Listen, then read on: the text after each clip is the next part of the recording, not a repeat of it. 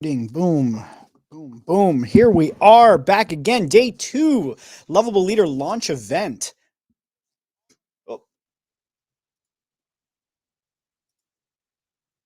sorry, I was getting an echo. That was weird. Okay, here we are. Lovable Leader launch day number 2. Amazing. Still getting an echo. Okay.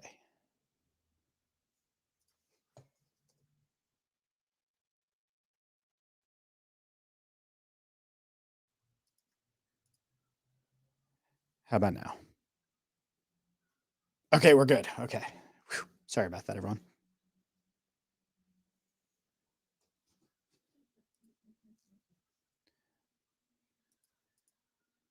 Still getting that echo.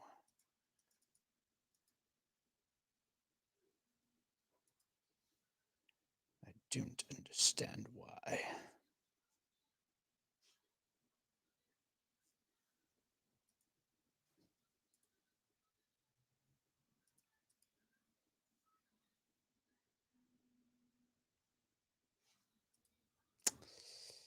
Give me a moment, everyone. Sorry about this.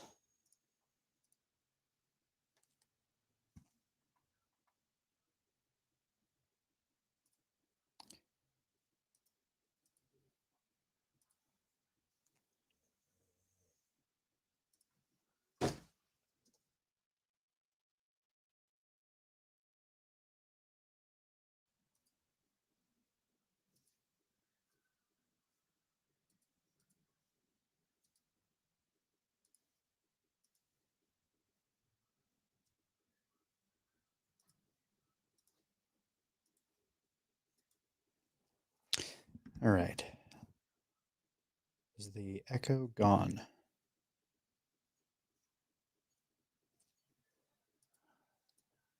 Oh, wait, I know where it's coming from. Nope, it's not coming from there. I lied.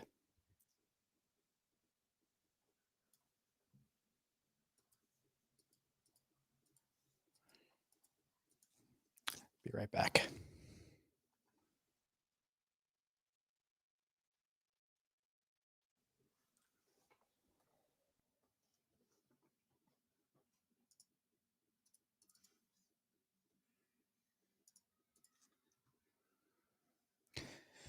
All right. Still getting the echo. Why does this happen?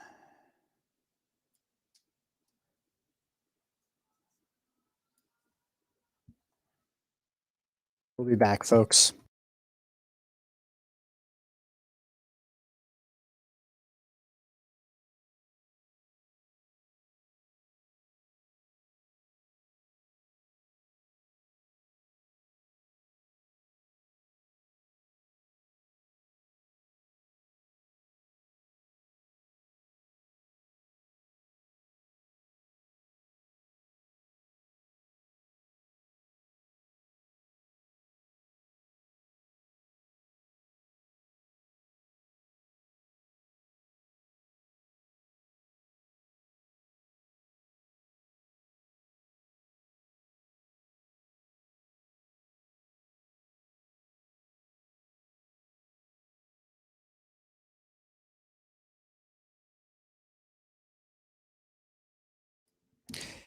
Here we go. Headphone change pretty much solves everything, I think.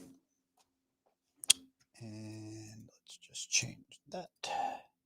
Settings. And we're good to go. All right, here we are. We are back. Day Leader launch event. Nope. Still getting an echo.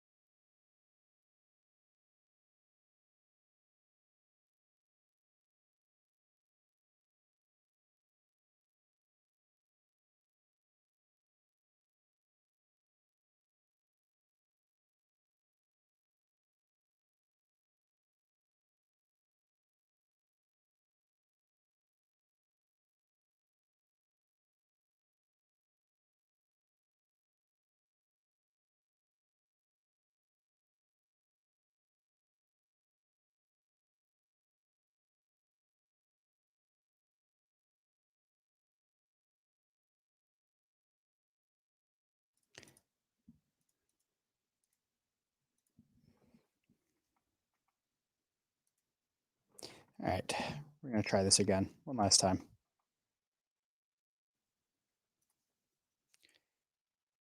Think we've solved it. Yes, finally. God, like 10,000 settings to get this in order. I am so sorry about that, everyone. I am back. I am no longer getting the echo in my headphones, which would have distracted me for the entire day. And I got an amazing lineup of amazing guests, and I wouldn't want to be distracted during that. So here's what we're talking about today. I've only got about 5 minutes, I think, remaining for me to tell you about the context of today. And then I'm going to bring on my first guest, which is Yvonne Alston. So today I'm talking about a section inside of the section I spoke about yesterday with Jeff Harry called Safe Travels. And this is all about how to create safety on your teams. And inside of that, there's a section that I have called the 8 commitments of the team. So I'm going to read you a little something from it. This is going to set up what this entire day is about. It's not a very long section, but it's going to set the agenda for the day and help you understand what it is that we're talking about. So this part's called Who Should Be on Your Team. At the start of your journey, you'll want to make sure you have the right team in place. This is the stage at which you must explicitly state the values of your team and the vision. By focusing on these attributes first and connecting with something deeper than the person's resume, you increase the likelihood that all of your team members will be willing to work together toward the same goal. This exercise can immediately, unintentionally go off track because we tend to hire people who are just like us. You see this in startup culture all the time. A brilliant 20-something white guy partners with his close friends, all who happen to be white guys in their 20s, and they launch a company. It's not long before the boys club is back in business and the environment is challenging for women and BIPOC, Black, Indigenous, and people of color members. There are benefits to a homogenous team. For instance, when everyone shares a similar background, cultural references are understood, jokes are often inoffensive, and work can often move quickly. However, this leads to glaring blind spots, both strategically and culturally. This is why the definition of a team should point to something deeper. There are certain commitments of a lovable team. If you can build your team vision and values while honoring these principles, you should be on the right path to building a dynamic, diverse, inclusive, and safe team where everyone can show up as their best selves. These are the 8 commitments of a team that can travel safely together. The first, and this is what I'm going to be speaking about with Yvonne, is safety and protection. Number 2 is communication guidelines. Number 3 is alignment. Number 4 is ownership. Number 5 is growth. Number 6 is courage. Number 7 is resilience. And number 8 is cooperation. So let's look at more of these in detail. And I'm going to start by bringing in Yvonne Alston, who is going to start with talking about both safety and protection, which are in the same commitment, but are kind of 2 different things. And we're going to have to explore the whole thing. I've got Yvonne for the next 40 minutes, which I can't even tell you how awesome that is for me because I love speaking to her so much. Yvonne, welcome to Lovable Leader launch event, day 2. You're my kickoff event. Hi. So honored, so honored, so excited to be talking to you this afternoon. And hello to everyone who's tuning in. So we have so much to talk about today, and I have a timer that I'm setting for us because so you and I are notorious for like setting a call where we're just like going to say hi. And then like an hour and a half later, we're like, oh, wow, I have to go make dinner. And yeah, so I want to keep us real focused on safety and protection. And I'm so glad that you came to talk about this. These are 2 very important topics. So in the context of the commitments of the team, Sure. I think most people would agree that leaders need to serve as like a shining example for their team.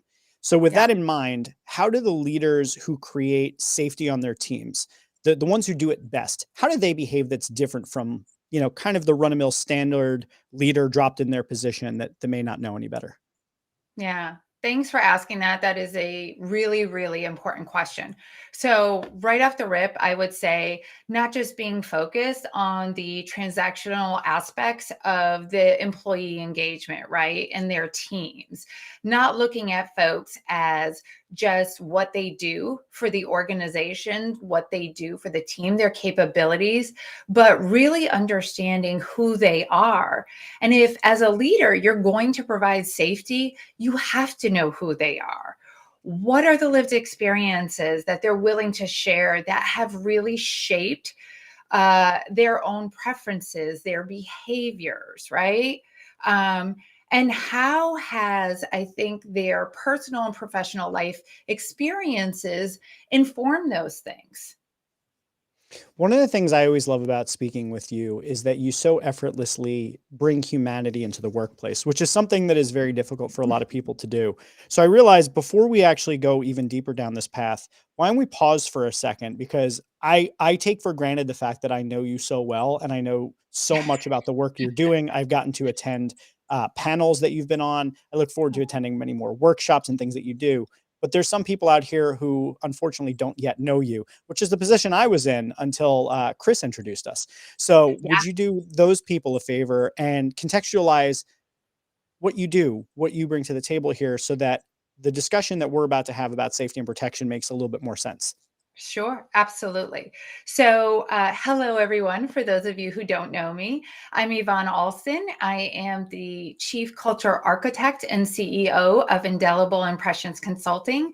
We are a diversity, equity, and inclusion strategy firm based out of Connecticut. We work with organizations of all sizes, for profit, nonprofit, municipalities, even paramilitary organizations, to really help them assess their culture, where they're at versus where they need to be, and help them to close those gaps. And we do this very intentionally and specifically, as you know, Jeff, with a head and heart approach, right? We believe in servant leadership. We believe that in order for change to be sustainable, it's not just about teaching folks DEI principles and belonging as well, from just an education and a head approach, but the heart, right? The heart really being the place of sustainable change.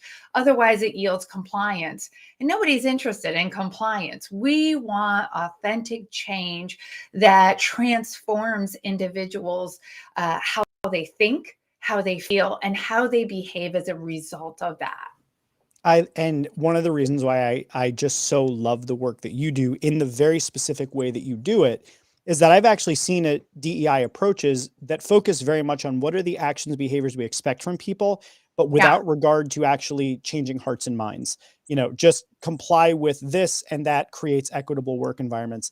And while in principle that does make some sense, I also that's not the position that you know that I take in life is like there I'm not about amorality. Like there is a right way to create a team where the safety is authentic. It's not by following a set of rote instructions, but it's by creating an actual environment of safety.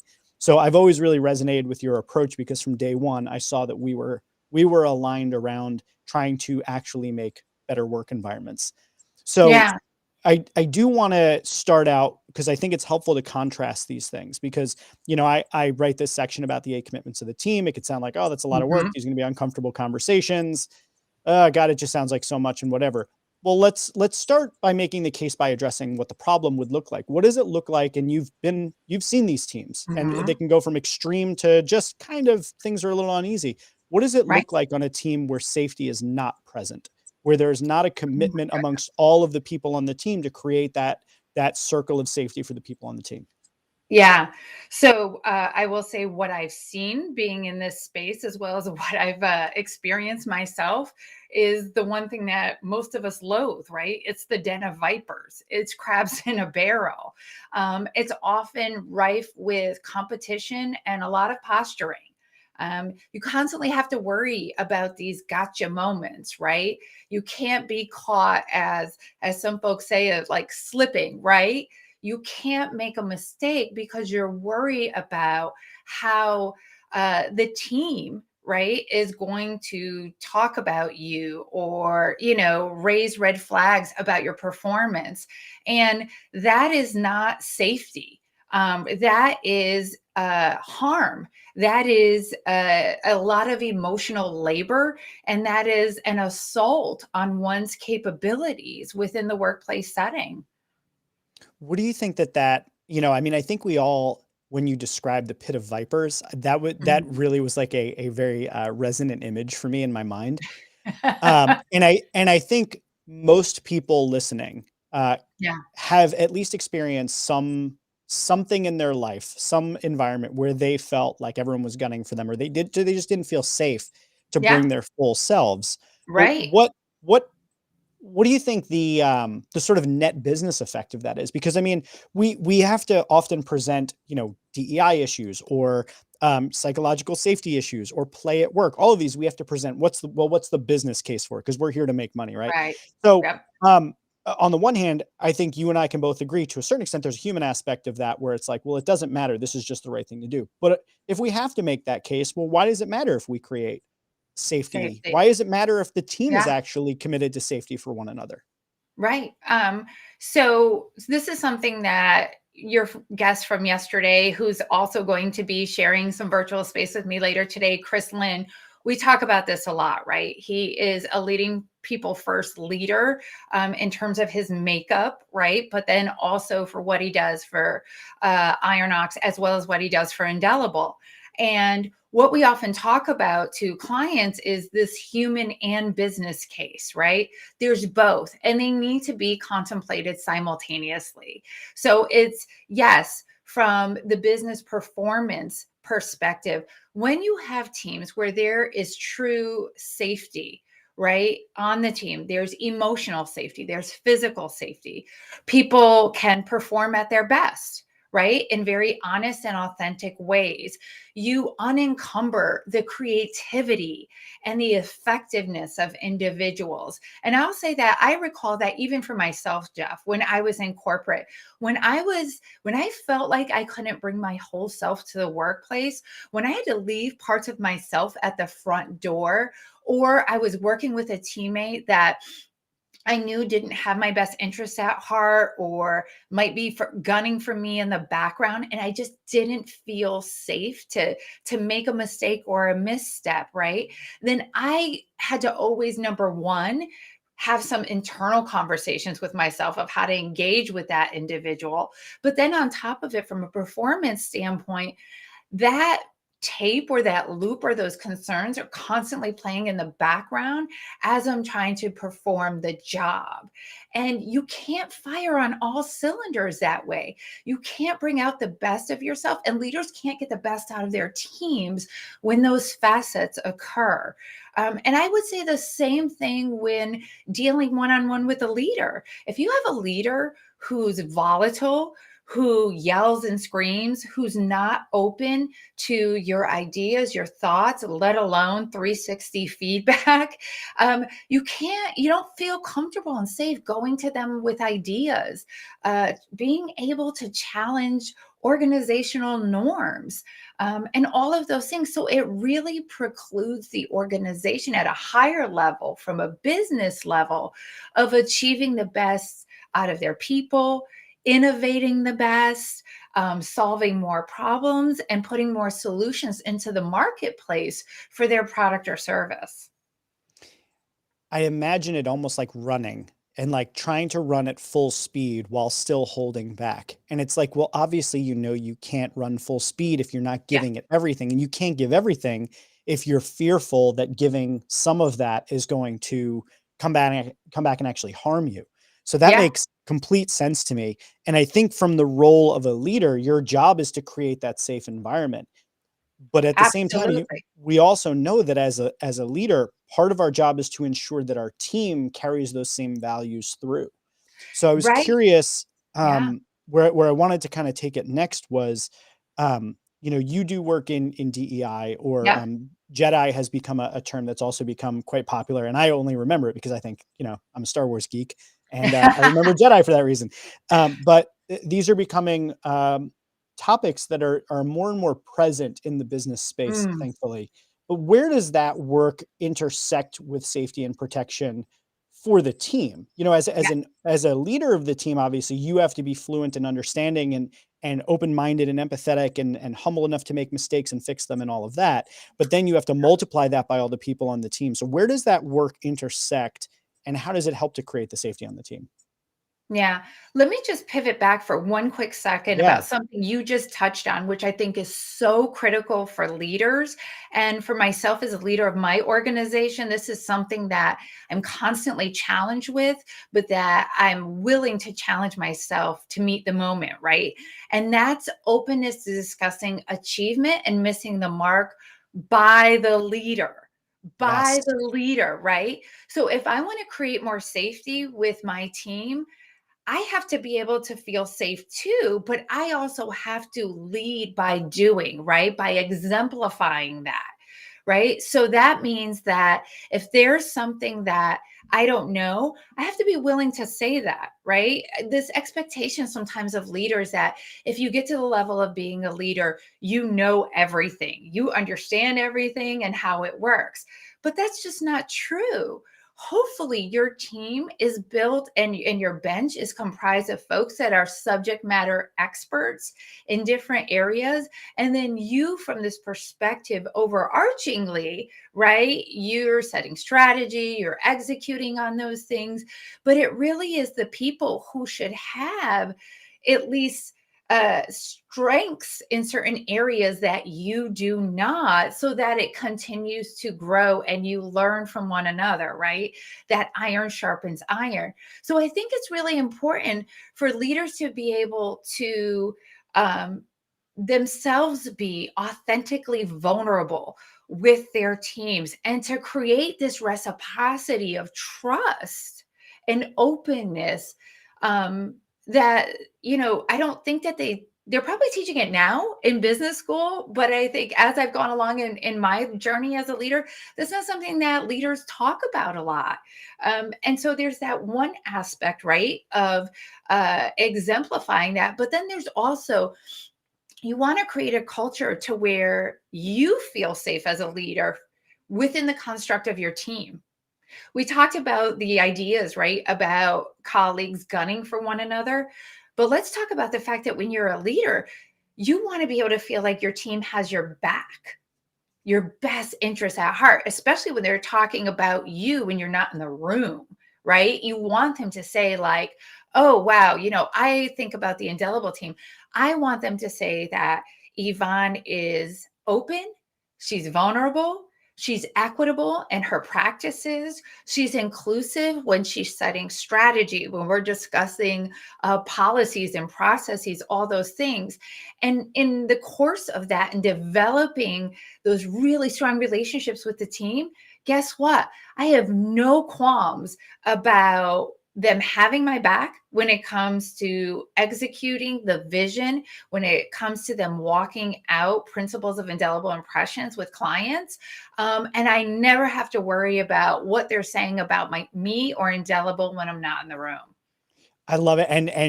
I'm so glad you doubled back because we're going to actually push the question about Jedi and DEI out for a second. I got a Sure. really good comment from our mutual friend Chris, who asked, Yeah. Jeff, are they teaching safety in business schools? And I can tell you, when I got my MBA from Drexel, I do not remember a single discussion, one, about being vulnerable enough to admit when you are wrong as a leader. I don't even Yep. remember conversations really about leadership. It was more about like how to run a business, this, and that, and the other thing. And in addition to that, um, the scariness of that idea Yeah. is part and parcel the fact that we're not talking about it in business schools, and part and parcel because, again, there is this culture that as the leader, you're supposed to know everything. So even when you first brought that up, and me, in the way I think about business, still knowing that yes, being vulnerable as a leader is important, Hmm. I still felt a little bit of that, ooh, I don't know about all that, admitting that I don't know something to my team. But then Yeah. what if somebody's gunning for my position and now I've just revealed a weakness that they're going to attack? And that reveals a lack of trust on the team. So what I was going to ask you when you brought that up was, how does that actually start in practice? Because on the one hand, you could say it's my job as a leader to go first. I Yep. show the vulnerability to say that I don't know, and I'm going to open it up and create a space where I'm asking for safety to be part of the way we do things. On the other hand, you may have been dropped into a team where that's not the culture. Right. That's not how that team is traditionally operated. Now you're in charge of that team as the leader.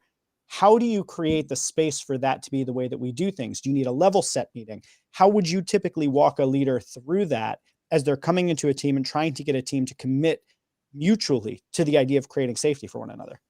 Yeah. I think a lot of it starts with communication, conversation, right? And setting that tone and tenor with the team of, this is something that is important for us to move forward and be successful. I want you to know that, you know, in addition to this open door policy that we might have one-on-one, it's really important that we as a collective and as a team feel like that we can share with one another both successes and also some of our misses, right? And that I, as the leader, fully intend to be able to do that as well. But let's just talk about some of the, if it's highlighting some of the historical issues, and maybe even starting off with having a conversation and asking the question of, do you feel safe in this environment, right? Kind of taking the temperature of the team and Yeah. saying, do you feel that safety exists here within us? And seeing what people say and saying, we want to create that. If it doesn't exist, how can we create that? And the beauty of that is getting in a room and solutioning together within itself starts to create the opportunity for courage and safety. But you've got to take that first step forward, and you have to be vulnerable, and you have to be a little bit brave, knowing that, hey, there's a chance I might get a little bit burned on the backside of this thing, but we all have to start somewhere. And I would like to think that for organizations today, that they're attuned to this a little bit more, right? Because there's so much conversation happening about it. Even if it's not something that they were taught in business school, even if it's not a part of the onboarding process for new leaders, which hint, hint, human resources and people leader uh, teams and organizations, this is something that should be part of leadership onboarding, is making sure that leaders are equipped for that. But yeah, I think that is absolutely the place to start, and that's something that I've done with my own organization. And I can even tell you, Chris Lynn is a great example of this, because Chris has skills in other areas, and I know we're going to touch on this tonight, like around collaboration and all of that. But it's amazing to me, and it's so fulfilling to me as well, when I can go to Chris and I'm like, hey, so what do you think about this? Like, yes, I understand that I'm in this space and I'm the leader of this organization, but I'm not 100% sure that if we go about this way, we're going to get the outcomes that I want, or that we want collectively as an organization. So what do you think? And I need you to be really honest about it. If that's like a crappy idea, I need you to tell me that's a crappy idea. Don't do that. And we need to be able to talk about it. So I think it's sticking your toe in the water and testing it a little bit, and then building on that more and more. But it doesn't come without risk. And that's the thing with being a leader. You have to risk some things with your team, as well as you're innovating for solutions and so forth. It's all about risk, taking calculated risks, but also putting yourself out there. And I think that teams respect that. I think for the most part, unless you've got some outlier, and again, you're walking into a den of vipers and crabs in a barrel, you're going to have some people sitting back going, oh wow, that's amazing. Like, oh wow, like Yvonne just divulged that she's really technically challenged in this way or this facet, and we're at a tech company. Like, ooh. But you know what I mean? It creates that open door of sharing. And the more that we do that, the more that we have those brave conversations, you will find that you will learn so much more about one another. You will then be able to give one another latitude in various areas. You'll be able to grow in other areas, and people will care for you. Right? We talk about care and safety. People will care for the whole person. People will care about all of you and all that you bring to the table for the organization as a human being and as a colleague. I'm wondering what you think about from a very tactical approach of how this might go for a new manager. So I gave the example of maybe they're on a brand new team and they're trying to establish the relationship. And as you were kind of explaining the process of having that conversation with the team, it occurred to me there's a couple different ways that could go. You could start by actually meeting with each member of the team so they have a safe space, not in front of everyone, to Mm, share how it really is on the team. And that yeah. might be tough because if you're brand new, they may not trust you enough to give you the real deal of what's going on. But I revealed the framework in the book yesterday, sitting on the same side of the table, which I think could be Mm, useful here, of kind of, setting the goals in the context of the conversation, listening, being curious, validating people's experiences, aligning with your absolutely. own goals, and then closing the loop. And then maybe bringing that, after you've spoken with everyone individually, to the larger group. At Yeah. the same time, I also imagine that there's instances where the group dynamic may actually reveal things by kind of allowing things to come to a head. And also with larger teams, that can sometimes be difficult. Like, oh, I have to have 45 conversations before this larger meeting. Right. So I'm wondering, in the practice of creating safe spaces in our companies, is Hmm. there a particular approach that you think has shown to be the most successful, maybe when the stakes are higher or when the conditions are more tumultuous and in conflict? Right. Um, does it make more sense to maybe provide training before having a conversation? Does it make sense to have the conversation first on a one-on-one and then maybe to go to group? So just tactically, kind of if you could walk through some of the things that, it doesn't have to be one approach, but are there any particular approaches that you found most successful? Right. I would say, it's similar to the approach of when indelible impressions, those culture assessments, right? So we take that approach from a data standpoint. So I would probably, go into a new organization and wanting to get some background, if possible, from the previous leader, but definitely from human resources or people leader advocates within the organization, as well as even some of the partners, the internal partners of the organization, to figure out what their experience has been with working and collaborating with that team and where they might see some of the challenges. Then moving into that one on one conversation space, if possible. If not, kind of sitting back and being an observer for a while, right? Whether that's sitting in on team discussions, if that's, hey, can I be in the room? And that can be a little bit uncomfortable, but being in the room as team members are meeting with cross functional teams, right? To see how that engagement is going and what's going on. And then maybe bringing that forward in that group team, dynamic, and having those important discussions. But I think that intersection there is also the opportunity for training once you know and you've seen what's going on and what some of the challenges are, bringing learning and design folks into the picture, into the discussion, to be able to say, hey, we could use this together collectively.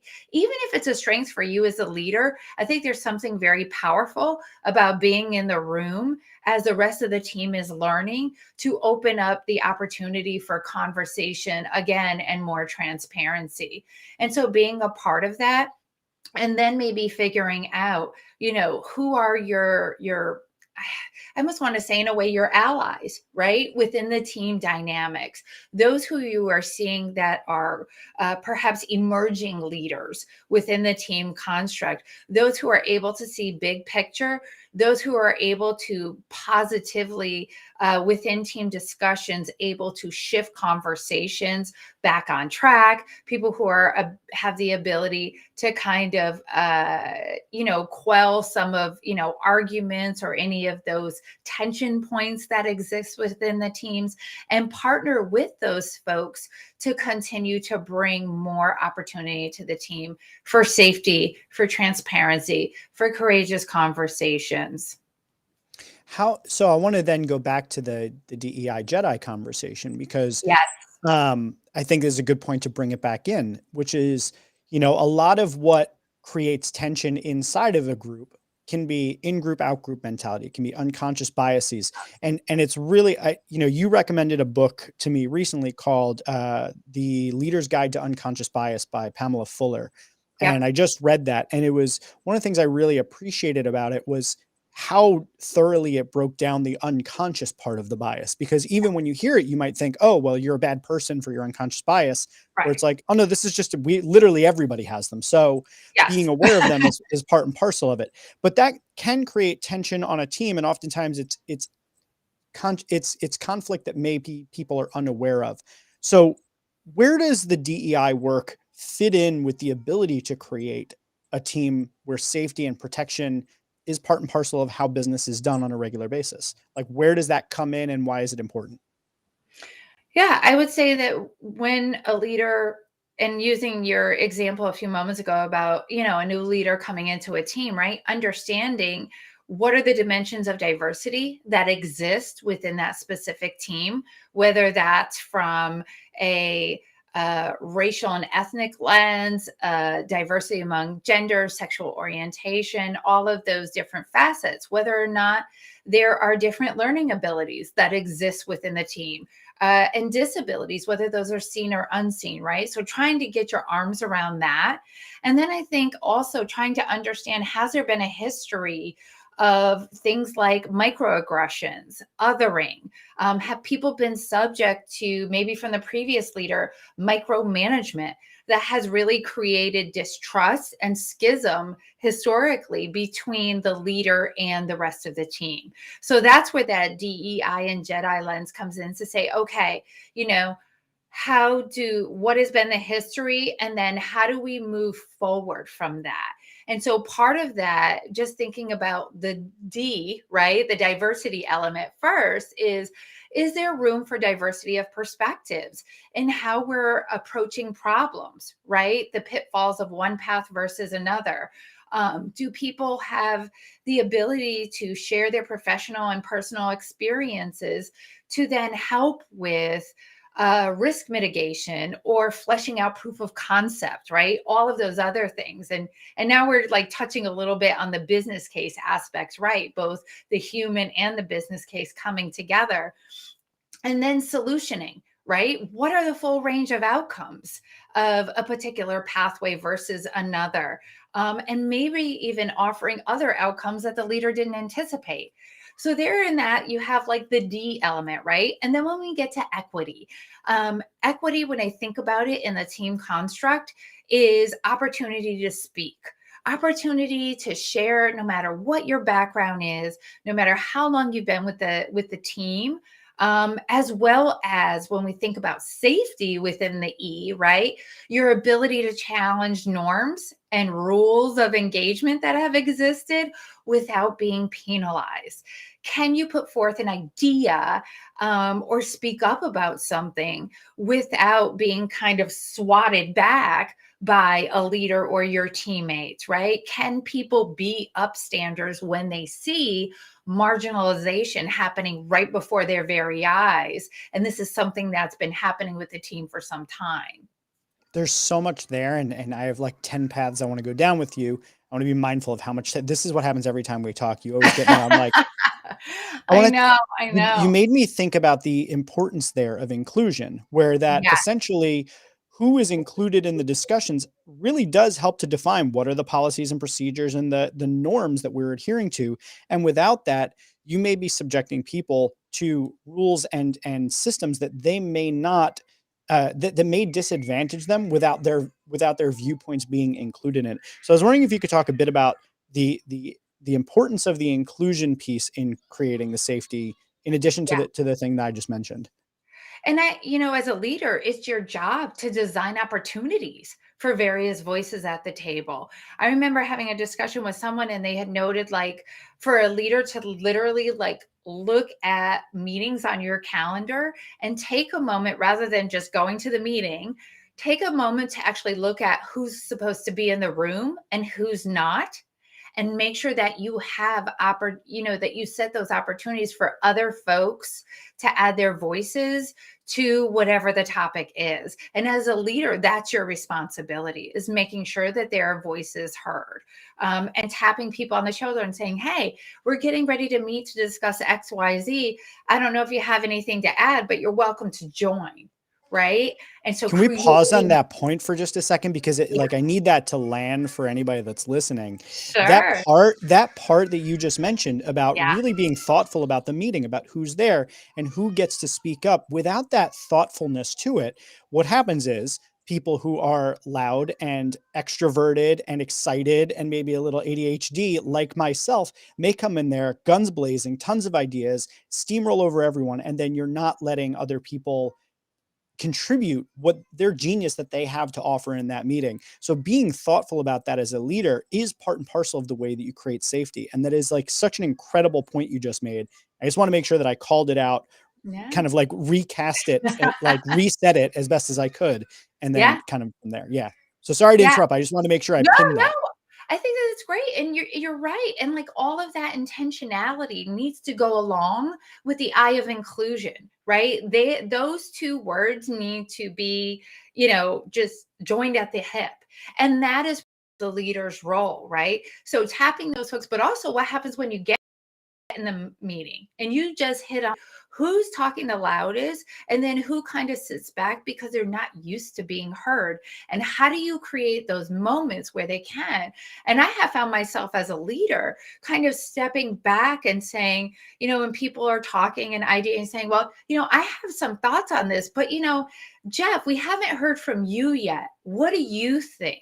What do you think about this approach? Do you have a different lens on this, or is there anything in your background or experience that can add value to this conversation and maybe contemplate a different approach? So it is this notion of like almost, handing someone else the mic, passing even your own self up to hand the mic to someone else who doesn't always get the opportunity to speak. And we see this being really critical, I would say, in organizations and in teams where there's been a history of genderism going on, right? When you got a room full of men and, maybe there's only one other female on the team, and she often does not get the opportunity to speak because the men are in there and they're just talking it all up. And before you know it, and I can speak to this because I've been in that position, I walk out like they weren't even interested in my perspective. They didn't even ask. Nobody passed me the mic. We've got to get really unselfish with that, right? If you want to create safety and protection within teams, we have to be willing not only to be vulnerable, but to be more selfless in our day-to-day interactions with one another. And I want you to go further down that path with protection that you just started to bring up, because that's the Yeah. second piece of it. And this can be very, very tricky in business, as you know, which is if you see something, say something, but at the same time, is it safe to do that? So in the context of safety, it also has to be safe to protect those on your team, even from other team members. And that even means the highest ranking person in the room, that Yep. person is not exempt from the accountability of what happens on that team. And I think, when I put together this section, the 8 commitments of the team, my thought was, this isn't about punishment. This isn't about call outs or um, anything like that. This is, how do we create a team where we can all function well together, where we can continually be our best? And that means that we have to have the ability to create safety for us to protect one another and to understand what it is to create safety for one another. So you started to talk about this, of maybe a room where there's plenty of men in the room and maybe one or two women in the room, and they're not being heard because they're being talked over.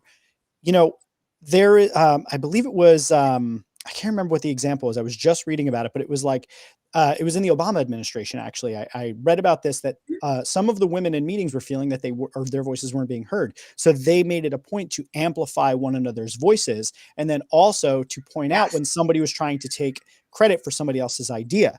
And and that's a pretty progressive cabinet and administration. So that happens everywhere. What does protection look like on high functioning, high safety teams? I think it looks like what you just mentioned, right? It looks like sharing in the limelight. It looks like when I do see some type of marginalization happening for whatever reason, right? Whether it's historical and intentional or it's just unconscious bias rearing its ugly head once again, it's about how do we give the opportunity to others to show up in that space, right? So what I think you were just talking about in terms of the Obama administration, right? It's about saying, you know what? Maybe George just rephrased what Sally just said, and everybody's going, "Oh, George, this is so great, and great idea, and high fiving and all this stuff," right? Is to be able to say, "Well, yeah, George, that was really great. Explain to me how that's different, though, from what Sally mentioned. Like, how can you build upon that?" And that's not a call out method, right? There's no kind of like cancel culture, nefarious intent behind that, Mhm. but more so of making people aware of there wasn't much difference between what Sally and George said. It's just that George was a man and George said it louder, or George said it maybe with a little bit more oomph. Um, and but his voice prevailed. And so how do we create those opportunities for other people's voices to prevail? That's through passing that mic, but also standing up and being honest about what's transpiring within the room.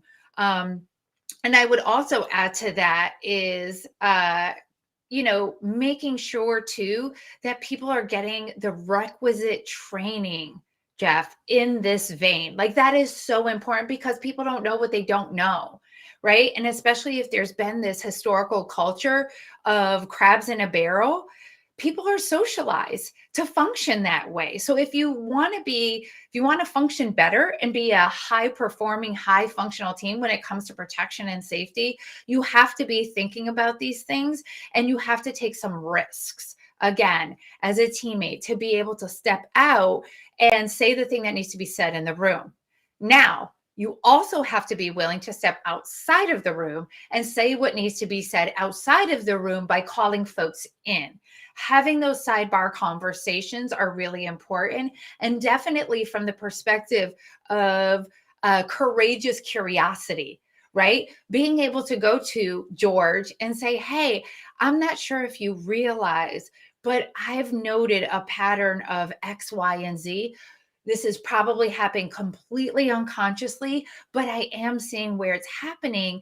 Are you aware of how Sally, that might make Sally and Yvonne feel when this happens? And then oftentimes I have at least found where people have been like, oh my God, I am so sorry.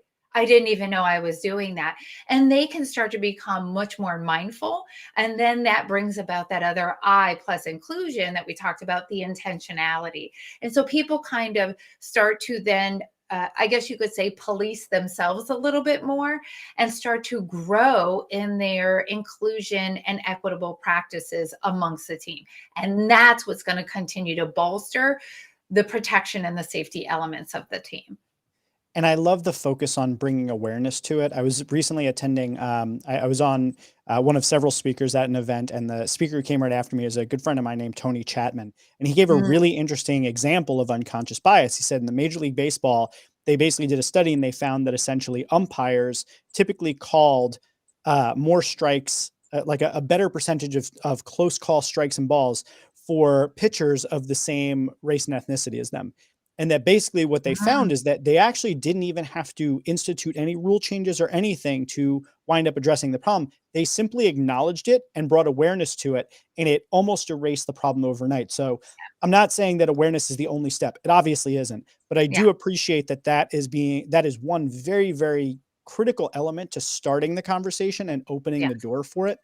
Another thing that you pointed out that I thought was really it reminded me of something that I've started to try doing more Mm, often in my conversations, which is if I'm in a room full of people and someone makes a point, I do my best to say, and as Yvonne just said over there before, X, Y, and Z, mm, this and that, and the other thing. What does everyone think about that? And how can we build on that idea? So it's really important as the leader, I think, to not necessarily be the one always giving the solutions, but the one who's facilitating the conversation and amplifying the voices in the room and paying special attention to make sure that you're being inclusive of all the people on your team so that you don't wind up losing someone to feeling like they're not part of that conversation. So I do want to put a quick pin in this because our time is actually up, oh, and and we're we gonna don't. have to just like jump off and do our it's standard Jeff Yvonne thing. But I do want to ask you the final question I've been asking all of my Yeah, guests. I asked them on day one, and I'd like to ask you about this. But sure. when I say the term lovable leader, for Mm, me, that the minute I came up with the title of the book, it just resonated with me. I felt like people are going to get what I mean by that. When I yeah. say lovable leader, who from your past or present comes to mind for you, and why would you pick them? Oh my gosh. Okay. So, Chrysalin. For sure, right? Yep. Because and not just because he's my friend and we're on this journey together for Indelible, but also because he understands the people first perspective and we share in that, right? We are very focused on the people over profits, right? And seeing people for who they are as being valued as individuals, right? That they have inherent value just because they exist. And then it's all of their capabilities, et cetera, and all the things that make them fabulous. So, and Chris, he does it from such an authentic place. And he's so quick to give trust and respect first, and then like you have to disearn it or unearn it in a way, but he gives it so readily first. And that's so beautiful to see. He's always looking at it, everything and everyone through the lens of positive intent always. And I think that's, you're the same way. I would like to think most of the time I'm the same way. And I think that's what makes the magic happen that it does whenever we all get together in conversation. And then I would definitely say yourself too, for sure. You wouldn't have written the book without it if you really didn't care and think that not only can and should leaders love, but that they themselves can be lovable. And then the impact on people's lives as a result of that. I think is tremendously powerful. So I'm a big fan of yours. I'm a big fan of the book. I want to say to everybody, not just because he's my friend, but because the book is amazing. Go out, get it, learn how you can apply some of the same principles you do to family in your workplaces and watch them thrive. Thank you so much for saying that. And I think you're a lovable leader. I've thought it from like the day I met you, and I agree with you 100% on Chris. He's from the minute I met him, I was like, wow, Yeah. you just fully brought me in. Like we Yeah. just met, and by way of who introduced us, you were like, all right, you're in the club. Yeah. And You're hooked. Like, yeah, yeah. and I That's was it. like, wow, like I'm going to earn that. I'm going to do everything I can to stay in that club.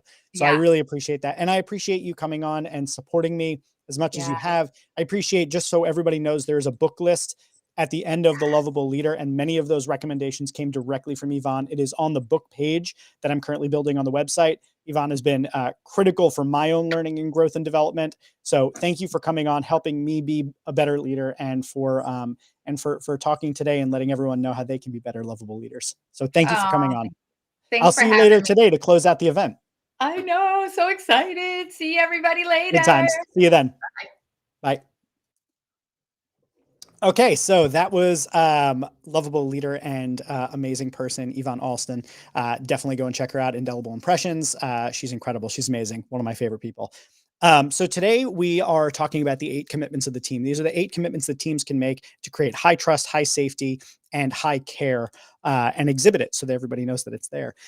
My next guest is going to be coming up in about 17 minutes. And I know I say this about all the people that have been on, but they're like my favorite people. All of these people are my favorite people. The next guest coming up is Christina Blacken, and we are going to be talking about communication guidelines. She is an expert on narrative intelligence and how that actually be able to break down the differences that we see in one another, the ability through story to better connect and develop a sense of empathy and connection with others. She's brilliant. Read all of her stuff. She's got, if you go to her website, The New Quo, she's talking about creating a new status quo that is one that puts equity and inclusion at the forefront. It's just phenomenal. I read all of her stuff. I attend whatever workshops she can do. She's another person that you should absolutely be following. But I want to set up the conversation for the communication guidelines, because I want to share a little bit about what I wrote about that, to give a little bit of just a little bit of context about what we're going to be talking about. So I'm going to read through this section. It's not a very long section, but you're going to get a little preview of what's going on in the book. So this is from the section in Safe Travels under the 8 commitments of the team. This is called Communication Guidelines. Every team member must commit to understanding the impact of their words and actions and agree to communication guidelines that create opportunities for understanding and growth. This commitment sets the expectations for everyone about how communication will be handled. Everyone should be on the same page about how they will speak to others and how they can expect to be spoken to. And this is a note in the book. This is not about tone policing. If someone has been harmed through harassment or discrimination, the communication guidelines do not apply to the person who has been harmed. This commitment is about everyday communication. For example, Karen commits a racist microaggression against Barbara. It is not Barbara's responsibility to, quote, be nice and frame her feedback in a way that doesn't make Karen feel, quote, uncomfortable. It is Karen's responsibility to take accountability and make amends. If Donald makes a sexually suggestive remark to Cindy, she does not have to, quote, calm down and be more respectful. Her emotional response to the harm is not the issue. The harmful actions are. All teams, whether they be sports, business, military, or anything else, will have different communication expectations. There will be varying degrees of comfort as it relates to speed, directness, and tone.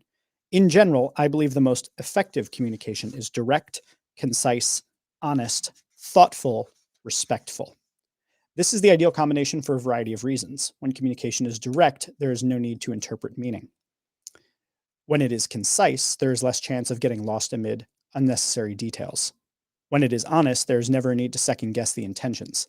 When it is thoughtful, people communicate after they've considered what they're saying, why they're saying it, and what they hope to accomplish by saying it.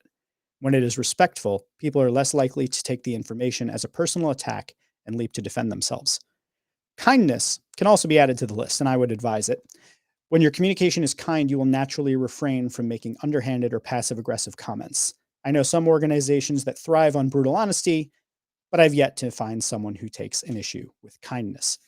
So these are the communication guidelines that I recommend. I also have a section in here that comes in here. It's about avoiding the rift. The rift is something that happens uh, often completely by accident, but something is said, something is done, and it creates a little fracture in the relationship between you and somebody else. And it can happen so quickly, and it can happen without you even knowing that it happened.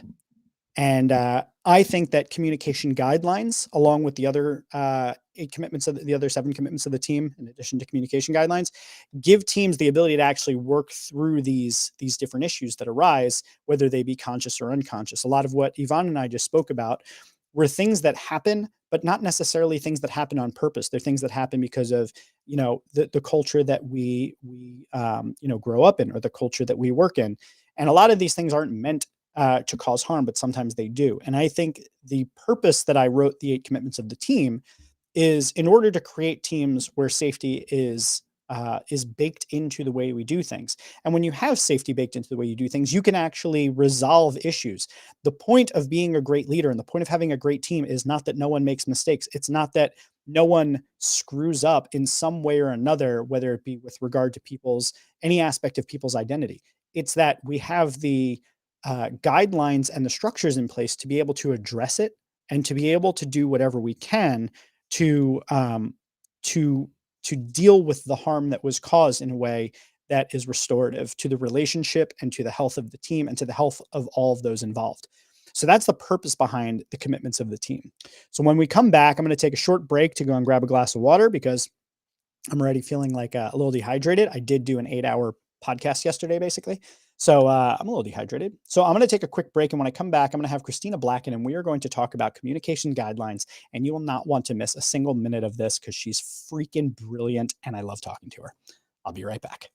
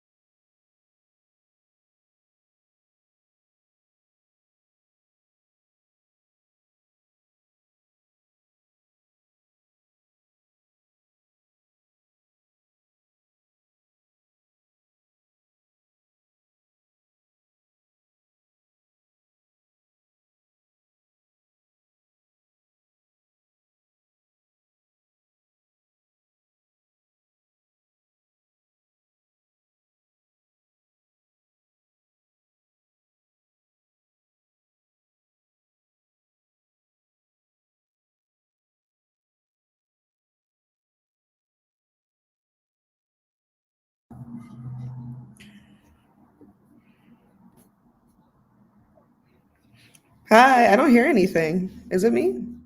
My bad. I was muted. It was me. It was me. I was saying I'm going to take every minute I can get with you. How you doing? And not only I'm that, it gives me a little bit of time where I can be like, "Hey, how's it going? What's up? Nice to see you." good. What's up? What's up? I've been good. I am happy I don't have the vid because everyone in New York has had it. Mm. Yeah, I went to Miami and somehow got out of Miami without it. Oh, so you're Teflon then essentially. I Yeah, don't know how you did I, that. I don't know. It's that superhero life, I guess. But there's no, there was absolutely no reason I should have left Miami without COVID because we weren't irresponsible or anything. But like we were amidst the people. We did eat at many a restaurant and do many a thing that, like, granted, there was a lot of outdoor, but still, I kind of felt like I was like dodging Ronas. I love that you were like, we were amongst the people. It was We were almost like amongst the you're people. entering into like a zombie land. You're like, you survived the invasion. It did feel a little bit like that season 1 Walking Dead where you like cover yourself with all the goo and just walk through real slowly. It's kind of what it felt like. Um, well, I'm glad that you did not get the vid, and you Yeah. stay safe, please. I stayed safe. I got to go to Utah for the holidays. First time in like 4 years, which was nice. What is Utah's culture around the vid like? Is everybody real chill? I got a buddy who goes to Nebraska for his family, and he's like, it's a different world. It is a parallel universe, it feels like. It's just like COVID's not a big deal. No one wears masks. There were an abundance of at home tests, which I definitely scooped up. I was like, oh, y'all don't want them? I'm taking them because in New York, they were hard to Yeah. find. They were Oh selling out. yeah. So I'm at Walgreens, like hoarding tests, and people are like, what the hell's wrong with this woman? I'm like Yeah. buying It's like three, four it's tests like at a time. the golden ticket, the Willy Wonka. You're like, oh, I found a Yeah, I COVID test. literally felt like that. But yeah, no one wore masks except for a couple of stores like Walgreens, because probably because they have, stores everywhere. Yeah. Everybody had masks on there, but everywhere else I went, I'd be like the one person with a mask on. And everyone was like, okay. Yeah.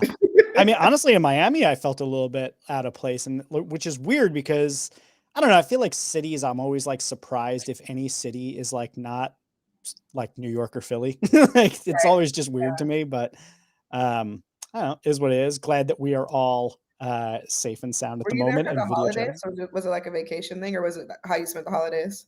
Kind of. So it was work trip, end of the year, but I did bring my wife with me so that she could sit by the pool and be out in the sun, and she didn't have to watch over baby, and it was real cool. And she enjoyed most of the time. I mostly worked and then had like New Year's Eve. Okay. That sounds fun though. It That's was like a still nice way warm, so I was yeah. cool with it. It was fine. It was Yeah. I good. think it was the perfect time to go because the hurricanes are kind of died down. Like you can get good weather. It was the Yeah. perfect time to go. Yeah, it's good times. All right, you want to talk about communication guidelines and cool stuff? Yeah, let's do it. Let's do the thing. Let's start by like, okay, so I don't know if you were listening in or not, but I did preface with saying that everybody should go and read everything you do and attend your workshops and do all your cool stuff. Oh, wow. So I'm a big fan, as you know, which is, I think this is like, a friendship, not a parasocial relationship, but like, Yeah, for I, sure. I mean, I do kind of crush on your work. So tell people about your work. What do you do? What is, because, you have a different way of presenting the type of work you do than I think a lot of people are used to. Yeah. Even though a lot of the outcomes or what you're after may sound similar to people. So talk about it. Yeah. So are we live? Yeah, we're live. Oh, We I didn't already, realize we were live. Wow. Okay. no, we're So already live. We're already in this. I thought we was just vibing. Oh, I So mean, we do that too. While live though.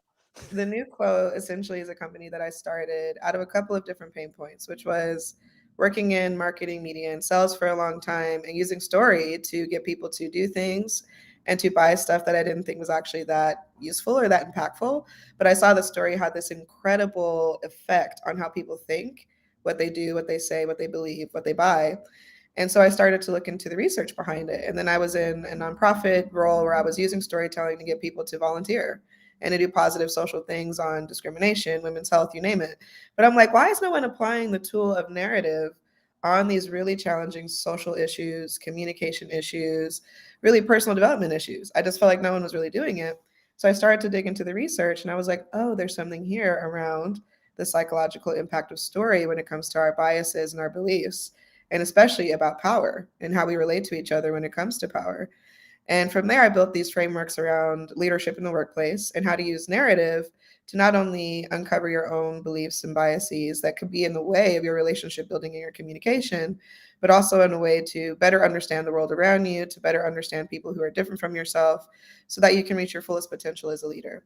And that's essentially manifested in courses, consulting, strategic conversation facilitation. I've trained at this stage around 8,000 leaders across 9 industries.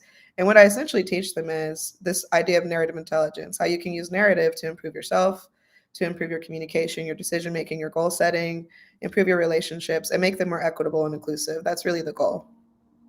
I love it so much. And I love when you send me an email that's like, I think you do it bi-yearly or yearly, where you send me like the updates of the impact. And it's like, it's just really exciting to see someone out there trying to make a difference in the world. And then you come back and you're like, here are tangible numbers of like lives touched, people impacted. I absolutely love it. So I want to dig into the communication side of things. So, I mentioned to you that today is about the 8 commitments of the team. One of the commitments that I think is vital for a team that's going to create a safe work environment, high trust amongst people, high care amongst people, and the ability to go together towards a destination and get there safely is communication guidelines, is understanding how we're going to communicate with one another. What are the out of bounds? How are we going to deal when we go out of bounds? All of that sort of stuff, I think, is really, really super important and impactful. That is, in many ways, as you just described, probably a subsection of your work applies to how do we talk to one another in the workplace. So the book is written for new managers. So walk us through what you think are some of the critical things to think about setting the guidelines for the team so that you can have an effective, high trust, high performance team. I love this because it's like any relationship. Like you would never enter a relationship, or you shouldn't. I would hope you wouldn't, where there's just a ton of assumptions and no actual clear expectations on boundaries, Mhm. love languages, lifestyles. I think it's the same thing with teams, of understanding each other and your needs and also your shared goals. And I would say there's 4 key things every team needs to have in their guidelines, which is a commitment to improving their cultural competency, which is your understanding of different cultures and the history of those cultures, because that affects everything. It affects the things we make, it affects the impacts that your products and services may have in the environment, it will affect the kind of language and visuals that you use. And I would say most people's cultural competency is fairly low because we don't have that as an emphasis in our formal education system. So I'll give you a great example of that. Growing up in Utah, I had to go out of my way to learn about Black invention and leaders and creators. That was not part of my curriculum. Now, not to say that's every single school, but that's probably more of the norm than not, especially in United States education. So I had to go out of my way to read about that stuff and to teach myself, to fill in the gaps and the holes of what I call historical amnesia, so I could have a more full, informed perspective of the world and the people who live in this world outside of certain groups. So I would say a commitment to that regularly, whether it's trainings, regular book readings, and having it relate to your industry. Every single industry has a rich, complex cultural history outside of the dominant norms that we know. So that is a commitment I think guidelines should have. The second is really making sure that the team is encouraged to ask questions of curiosity and to not make assumptions. There's many times where people will make an assumption about why someone's doing something, why they may be failing a deadline, why a thing might not be happening. But instead of directly asking in an open way that's not accusatory or full of contempt and criticism, there's a big assumption potentially made, and then there's triangulation and passive aggressive communication. And that is destructive and it's toxic.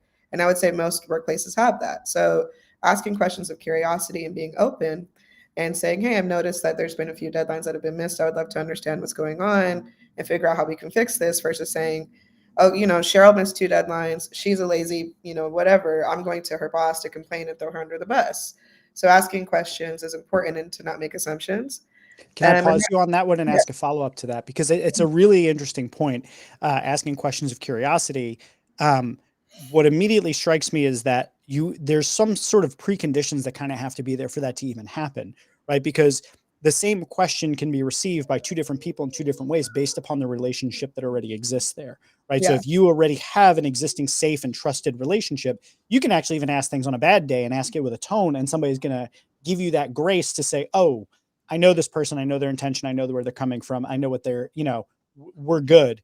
As opposed to, if there's not that basis of trust there, it's going to be difficult to actually have that land with the intent of not being judgmental, of not being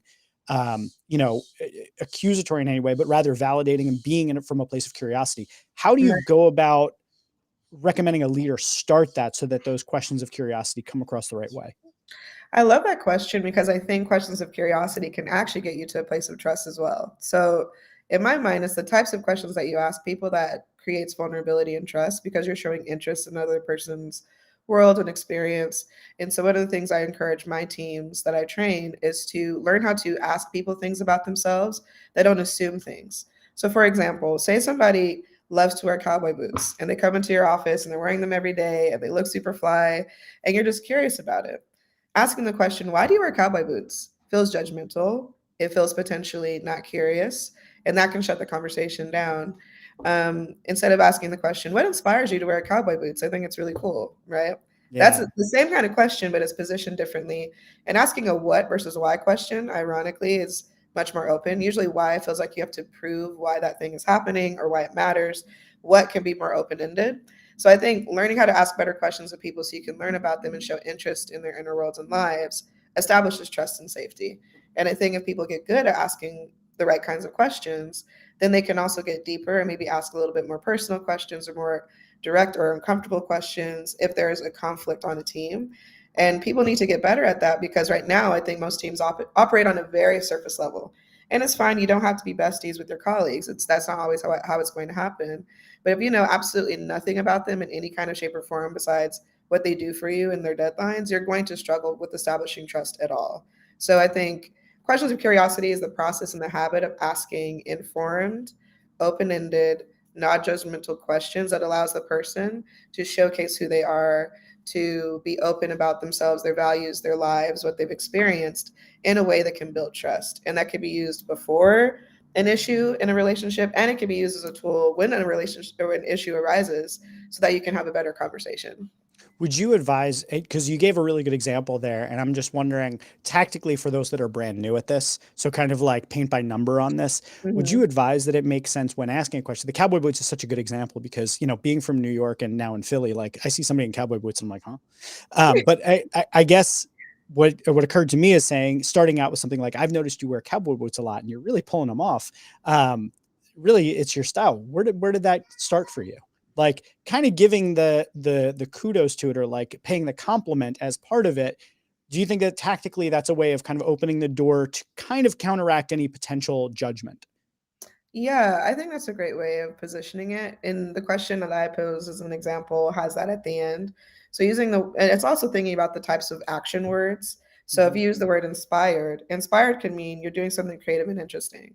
So I say, Mhm. what inspired you to do blank? It allows them to say, oh, here's the genesis of why I've made these choices, which sounds aspirational and positive, versus being like, why do you wear cowboy boots? Even if you were like, Yeah. why do you wear cowboy boots? It still feels like I got to prove my love of cowboy boots in this office. I Yeah. can't live the life that's a whole response people usually have. But I love that paint by numbers question because I typically will emphasize thinking through language. Language is incredibly powerful and important. And we adopt a lot of habits around language and we just repeat them and don't know any better. And I Mhm. would say with questions, there's sort of two camps. There are people who don't ask any questions at all and show little to no curiosity. And I think that that's bad. It's not necessarily because they don't care, it's because they don't want to be intrusive or don't want to be nosy. But that can also come off as indifferent. It can also come off as apathetic. And that can be bad in terms of building relationships. There's the other camp, super duper nosy, and they just want to know information to potentially use that as a strategy and a structure of power. And their questions will be the accusatory, judgmental, why do you do this? Why do you do that? And there usually is a lot of why questions, ironically. So not to say you can never use the word why, but I think it's important to understand context and the power of language in these conversations and to know that you don't have to dive into the deep end with question asking to start to establish basic understanding and trust. So a great example of this, when I was running a team in a media company, the team was it kind of scattered across the country in LA, Chicago, and New York. So we were doing a lot of remote work. And the ways that we stayed connected, we would have these morning meetings where we would gather every single morning and talk about the projects that we had and the deadlines we had. And we would ask ridiculous and funny questions about just things happening in our lives, creative projects that we're working on. We had a random debate about lotion one day and like who lotions and who doesn't, which was hilarious. It was very cultural. I'm like, you don't lotion? Wow, that's so insightful. Why is that? But it kind of started off from small little questions that ended up building enough trust that we can have kind of these fun, more open, dynamic discussions. And we were having them every day, even though we weren't physically close. We were having enough of a conversation where people felt that level of trust, even if we weren't physically seeing each other every single day. So I think it is a process that you as a leader can establish on your team at ritual points of connection and meetings and that sort of thing. Well, I appreciate you indulging the paint by numbers thing. It's something that, when my wife and I talk about management and leadership, she often asks for scripts. And like, that's one of the ways that she learns. And I've noticed that, especially as it relates to, you mentioned the importance of words and in communication. I think a lot of people have trouble coming up with the exact right words to frame a particular question. And I think offering that paint by numbers is really helpful. I have 7 minutes and 30 seconds left with you. So I want to make sure that I get through your communication guidelines that you had queued up, because I think you gave me 2 of them so far.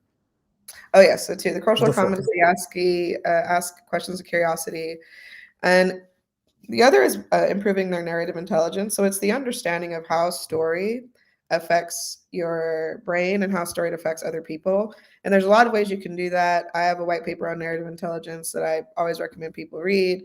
I also think it's important to learn just storytelling skills. That includes metaphor, story structure, what happens if you use humor, what happens if you use fear in story. There's all these really basic practical tools of story and how it affects how people think. And if you want to be an effective leader in any kind of way, you are constantly telling stories, typically around the goals and why we're setting them. Also on what the team is trying to do and achieve and what the organization is ultimately trying to achieve. And the better of a storyteller you are, the more likely you'll get buy-in and influence around your ideas. And so improving those skills, even if it's an inbuilt skill that we're all using all the time, it can only make you a more effective communicator. And that includes reading tons of stories that you're not familiar with from artists and creatives that you typically wouldn't follow, because you'll always learn something new, whether it's really interesting anecdotes and examples that you can reference, or different ways of thinking about a story arc from inciting event to conflict and challenge to resolution. That's kind of like the standard story structure, but there's other types. That all in itself, whether you work in marketing and sales or not, because a lot of people in marketing and sales do that kind of stuff, it's important for your own ability to be influential and to be impactful in how you're managing your team and how you're interacting with your teammates. Ever since you were my introduction to this idea of narrative intelligence, and ever since you brought it up, I've been looking for it everywhere. And I think I recently sent you an example that I saw in a book that I thought was really impactful, because when you tell someone a story from your own life as part of a team, let's say I tell you a story about my life. If I tell you facts and figures about something that I believe, you could counter it with your facts and figures. But if I tell you a story about something that I've been through, you can't invalidate my experience that I had as I'm telling it. I'm telling you my story. So you can't say you didn't actually see that and you didn't actually think it was beautiful. Like, no, I'm telling you that I did. Whereas if I tell you, facts and figures about a particular thing, you could always counter it with your own facts and figures. And as I look for those sorts of examples, when I see it happen, or when I see examples of it, I'm so moved by how powerful that actually is, that the stories and hearing somebody else's experience really does allow us that instantaneous sort of empathetic journey. Even if we don't have that muscle really well developed, you still have to a certain extent, to even follow the story, kind of identify with the person in the story and see Yeah, through their eyes for a second. And that little bit of movement in what you may be holding firm to, I think is so powerful. And as a leader, if you can leverage that on your team, where people can use stories to build that connection, ever since you brought it up, I've been really fascinated by it. I love that. And you did send, did I respond to that? Because I feel like I read it and I was going to I respond to don't know. I've been planning this event for the last month, and like that's been like it's been every minute that I'm not working with I clients. need to read it. But you bring up 2 great points, and I want to quickly highlight the science of why that's happening. So the idea of neural coupling was discovered by MC Brock and TC Green. They're 2 scientists, and they wanted to understand what happens in your brain when you hear a story. And they discovered that there's mirror neurons that are created. So when I'm telling a story, your brain is firing in the same sort of sensory sections of the brain. So you can feel certain things that I'm saying. You could potentially see certain things I'm saying, maybe even imaginarily smell certain things I'm describing. And that is just how humans connect with each other and organize information in narrative format. That's how we remember it. That's how it occurs. And then the other thing is narrative transport, which is why you physically feel like you're transported when you watch a movie or you're in a play. You feel like you're in the story, that you're in the experience they're creating. And it's fascinating because our brains did that purposely. It's a easier way to parse information and to make quick decisions. The downside of that is if you have false stories or stories that are based out of pretty negative and destructive things, that can also lead us down a different path. A great example of that is Birth of a Nation, the film that came out. It was probably the first feature film in the United States, and essentially was focused on this idea of these Black males who were quote unquote attacking white women in this town. And it was a fictional story, and it was sort of this hypersexual, fear-based narrative around like Black unadulterated desire. And the movie essentially stirred up a lot of anxiety, and there was a huge uptick in people, enrolling in hate crimes and hate groups like exponentially after the film was released. So there is direct results from certain narratives being adjusted on how people think and the policies they make and the things that they do. And that's why I think it's incredibly important to understand how much narrative does impact the physical world and our environments and also our behaviors with each other. And that's what I like to teach, because people are like, oh, whatever, it's fictional, it doesn't matter, it's entertainment. It absolutely matters. And if you can understand that as a tool of power and use it for good, then you're going to be a leader who's going to stand out from other leaders. Yes. And if you ask people what are the stories that resonate with them, I think that reveals so much about them. If you ask them like, what are the stories who are the fictional characters you admire? What are the stories that really resonate and move you?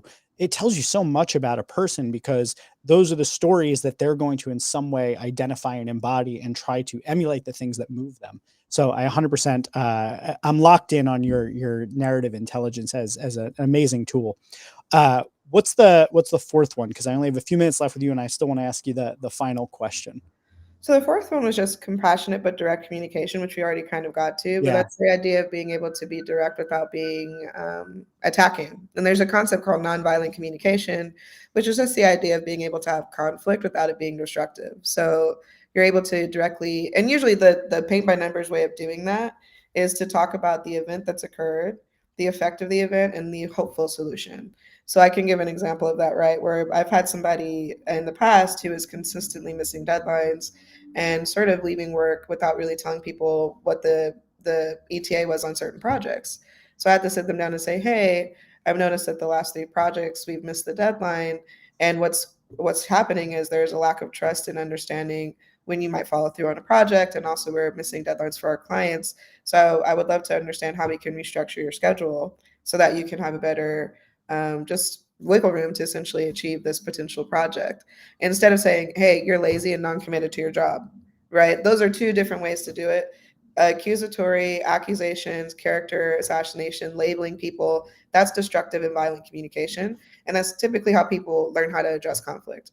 It's either through being super abrasive, extremely aggressive, very judgmental, and also jumping to assumptions. The other side of it is just stating the facts. And you can still say this affected me negatively. Here's the emotional or physical impact of this thing that happened, but you're not labeling them. I could say you missed this deadline and it means that this happened or this bad thing occurred, but I'm not saying you're lazy. So Yeah. I think that's the difference, is teaching people how to use direct and non-violent communication to get things done, and not being conflict avoidant, because conflict avoidance is really bad in a team. And I think it's why we have such destructive workplaces to begin with. People are extremely passive aggressive, or they're avoiding conflict to the point of no return, where they can't have a productive conversation about anything. So I would say that'd be that fourth guideline, is how do we learn how to address conflict in a way that's not super destructive and in your face to the point of no trust, or doing nothing at all and there's then no trust then as well. It's sort of this balancing act. Yeah. I just I'm almost done with Leanne Davies' book, The Good Fight. She was just on yesterday to talk about productive conflict.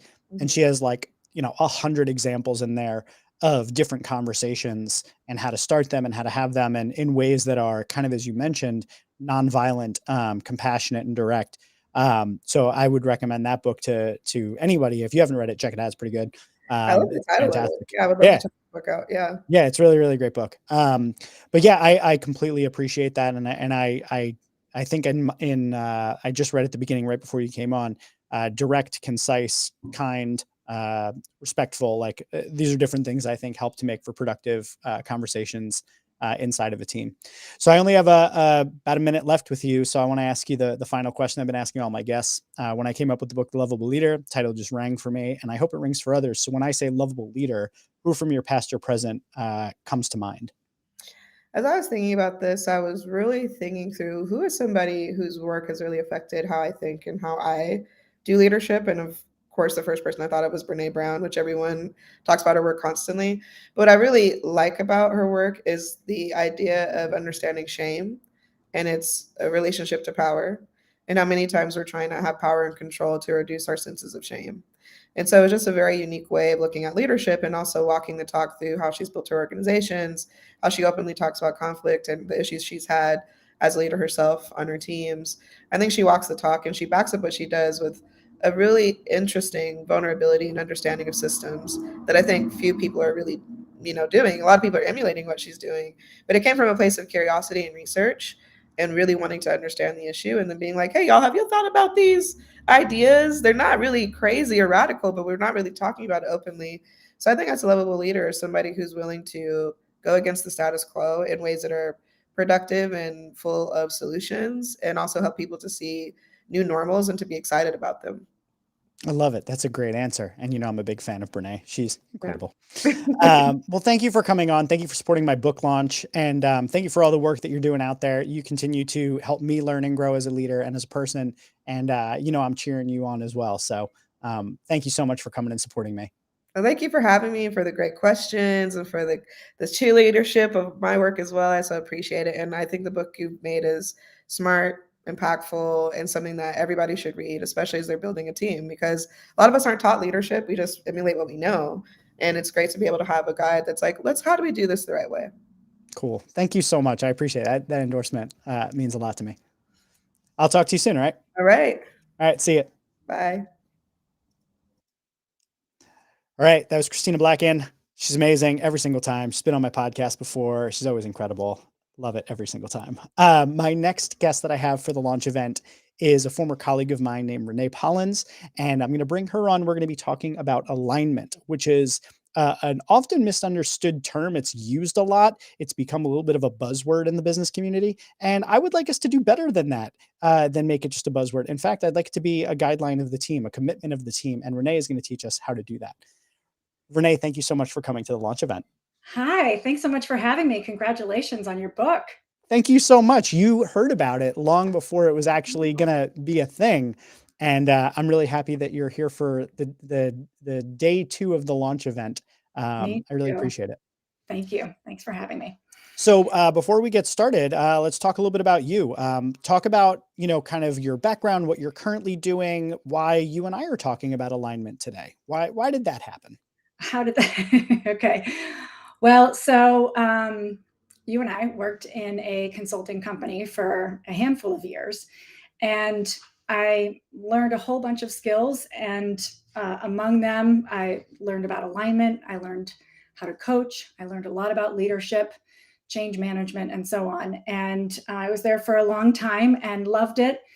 And then got to a point where it wasn't the right fit for me anymore. Took some time away to think about life, and in my mid 40s to think about what I wanted to be when I grow up. And I realized that I loved very much of a lot of what I had been doing. I just couldn't do it in the same way that it was done before. So Well, I am so glad that you decided that when you grew up, you wanted to do it on your own and do it your way. I am, as entrepreneur to entrepreneur, I am so happy for mhm, you. I know you have an entrepreneur in the same house with you. So yep, I'm glad that you're here with us. And I'm really excited that you're still doing this work, but you're able to do it in your way on your terms. yes, And I'm really glad that that also means that you have the time right now to come and sit with me and talk about this concept. exactly. So Yes. alignment gets a lot of usage in the world of business. We talk about, we need to get aligned about this, we need to get aligned about that. Oh, let's get some alignment behind this idea. But I think most of Mhm, the time when we talk about alignment, or when we hear it in a business environment, what they mean is, I'm going to say a thing that I want you to do, and then I want all of you to agree with me and do it. That's what I think it typically means. mhm, yes. I'm suggesting in the 8 commitments of the team something a little bit different, and I think we share a little bit more of what we mean by alignment. So can you talk to us a little bit about what is actually meant by the term alignment on high performing teams?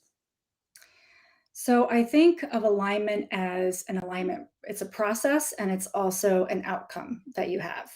So there's the alignment process in itself, which I'll say a little bit about. And then at the end of it, you have alignment. And just like you said, like, I think it's become a buzzword for just go with what I'm saying. Just get aligned. Get in line, right? Yeah. Get in line. Yeah.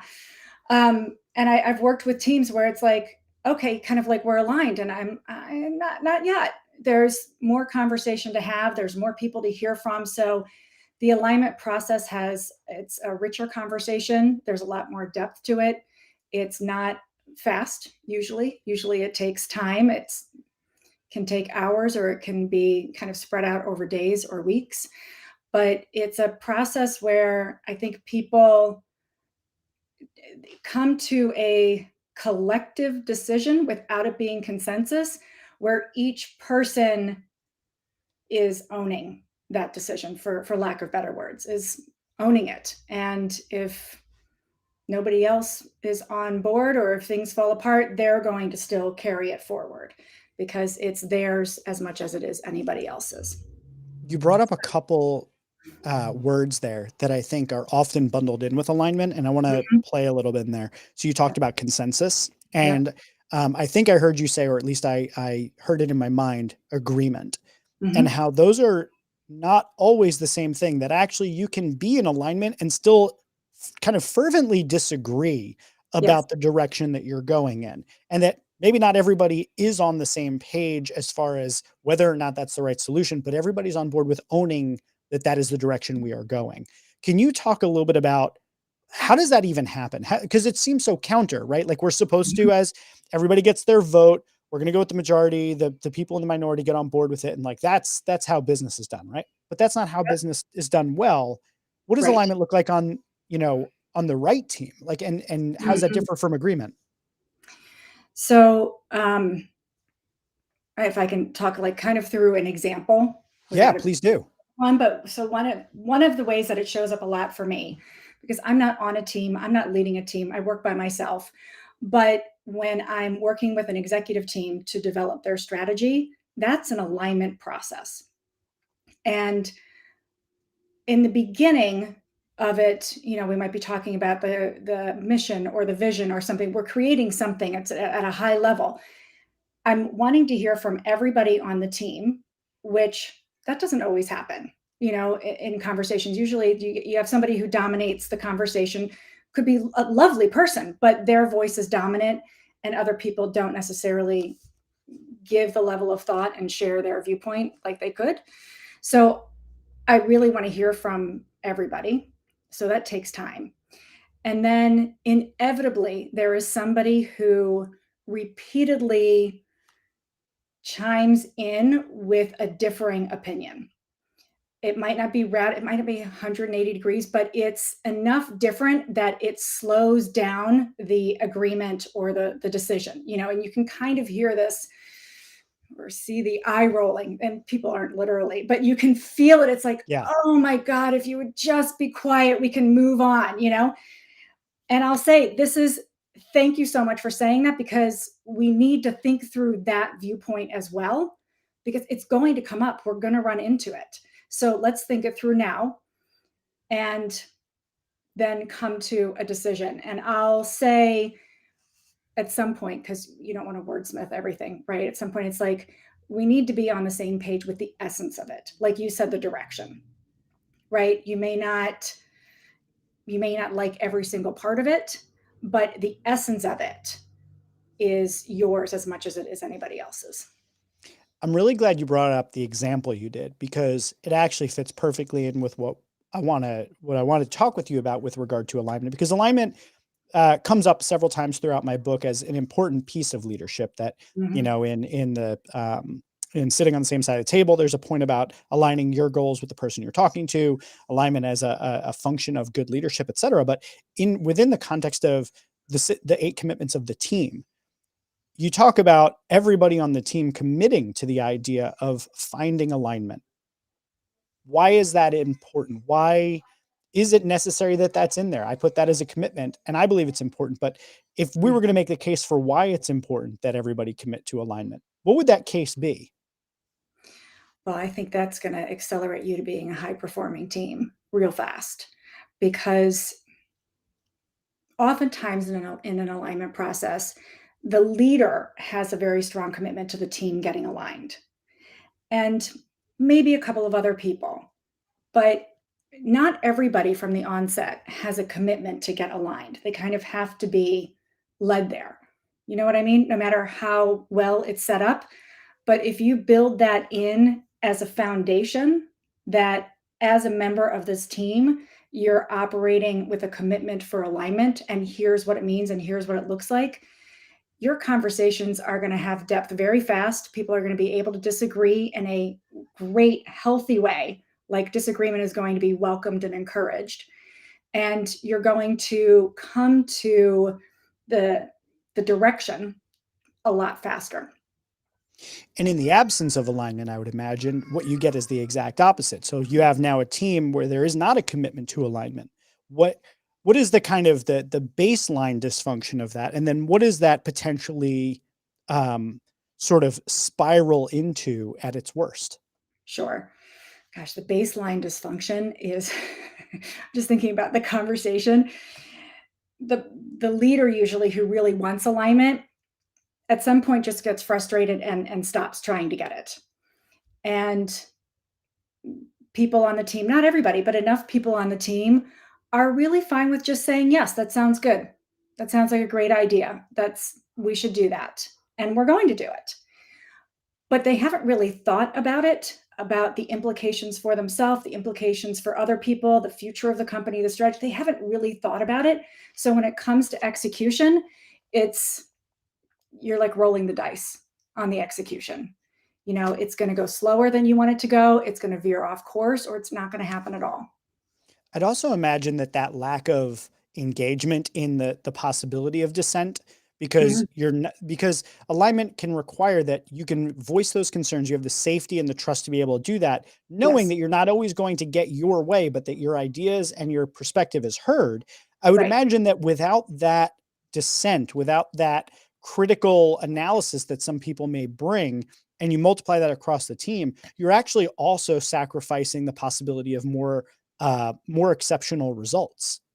Yes, 100%. Yes, because without getting the dissenting viewpoints, you miss out on like the integrity of it, the soundness of it, the reliability of it, the quality of it.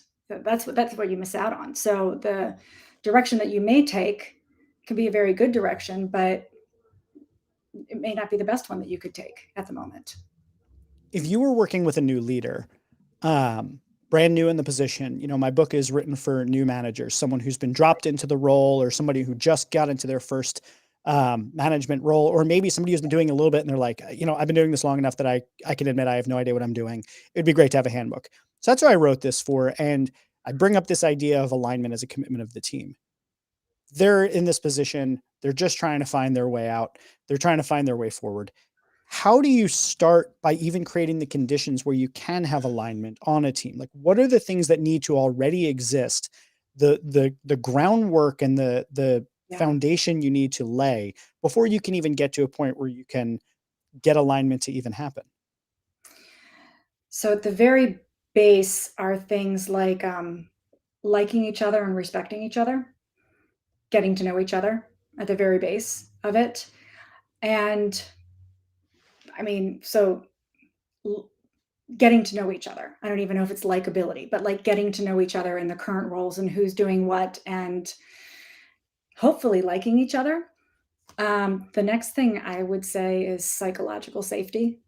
Really working to instill the psychological safety so that when you then move into having alignment conversations, people know that they can express their opinion and it's going to be heard and valued. May not go in that direction ultimately, but it is considered. Yes. And I would also imagine that trust has to be an essential part of it as well. Trust that even if you and this is part of the psychological safety.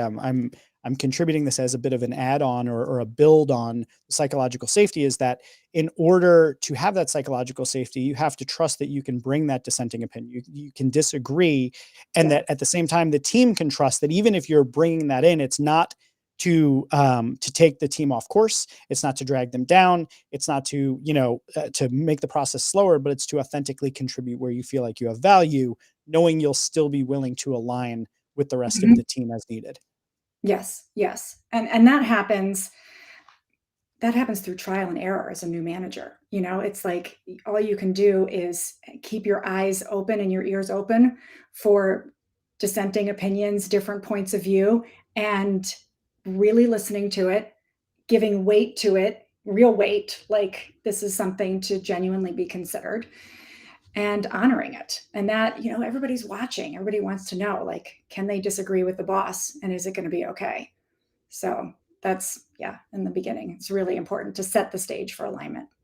Yeah. And one final question I want to ask you about with regard to alignment and the team, which is, in all of the commitments of the team that I've listed out here, one of the big challenges is getting buy-in, Mhm. dealing with the pushback against asking people to actually commit to a thing.